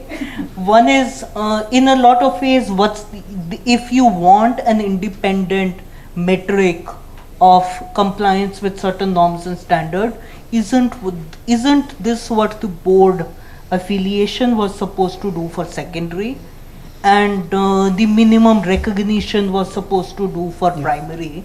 Maybe before one gets into something more fancy with questionable utility for introducing a second tier, shouldn't we focus on ensuring all schools are recognized and ensuring that all secondary schools function with board affiliation? Second part of it is, while doing so, design is critical. We as a country are well known for our jugaad. I am a second generation education family. My rest of the family is in tertiary ed. So therefore engineering accreditation is one classic example of fraud happening, with a heavy technical equipment being moved from college to college on the day of the inspection, like turbines. Yeah. Medical too. Yeah. Very quickly, I think to both, right? I think one, absolutely parent decisions are complex and go well beyond learning outcomes, right? I think the statement is more that learning outcomes are the invisible piece of the parental decision factor making, right? Like right now, parents know what fees they can afford, they know what fees the schools around them are charging. You can say that, but like, I don't have to imagine any of these things, right? Like luckily we have very good and very rigorous empirical evidence on these, right? So you don't really have to imagine what impact this has. You can try it out, as some very careful researchers have done, and you get results on the outcome front, and those results are in the accordance of what the parents want, right? Because nobody is pushing schools to improve these results beyond what they believe their parents or their children's parents want, right? So it is to that extent something that society, that context desires and wants is to the extent which you see improvements. On accreditation, I think design is absolutely very critical. On whether boards, I agree with you, right? I think boards are absolutely what originally I think this was intended to be. I think the critical difference is that boards have become or were always envisioned to be a certifying metric for the child, right? And I think what we want to do is not place that pressure on the child. I think it should be a school level competency assessment, not for judging the child as a pass or fail. The board exam, I meant board affiliation of the school. Yeah. You are CBSE affiliated if you have certain norms. So interestingly, 60% or 70% or something, that number is roughly there, of non-state schools in India do not go up to a board grade, right? So I think if they don't go up to a board grade, then board affiliation does not come into that question.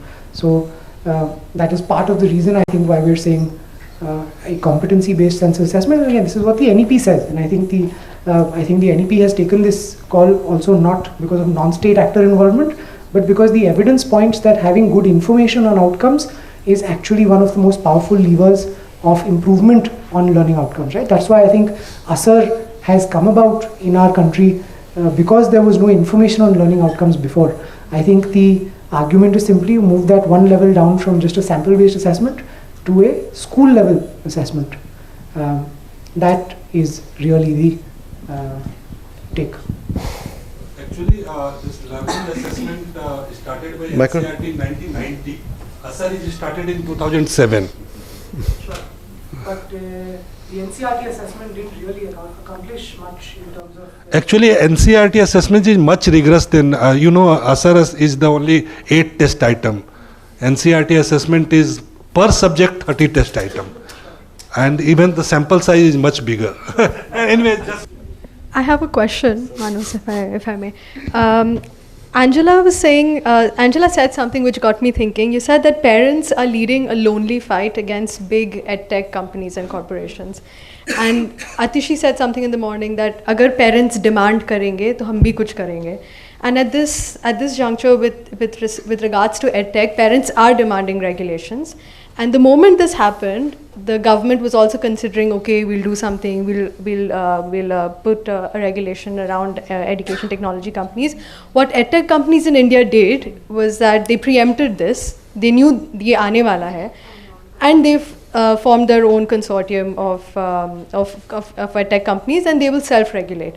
So just a question on self-regulation and what. And this mechanism that is available to them, that today you can form your own consortium and just regulate yourselves because the government will do it in the coming years. What do you think about this self-regulation and whether it should be them who's regulating themselves or the government? You know what I'm going to say? I'm going to say the state has to regulate because it's a different apart from that position, because legal redress mechanisms, etc., only come from state. When things go wrong, you need a truly legal redress. You need to have some penalties which will be enforced by someone with the force of the state to do so. But apart from that, it's ultimately a technology sector. We've seen attempts at self-regulation of, say, Facebook or all the other technology giants. To what extent has self-regulation by those companies has been effective is, in my mind, a good example of why, again, for this particular sector, given the courts in, say, Europe have had to intervene to break monopolies, etc. Again, in the technology sector, particularly, it's critical again for the state to intervene, given the power asymmetry, and also in this case, again, fundamentally, given that their minors' data and minors' well-being is at stake. Any other intervention from the floor? Hi, my name is Nitin Khetrapal and I am a career coach and India's only networking coach for students, and I'm a career expert at All India Radio.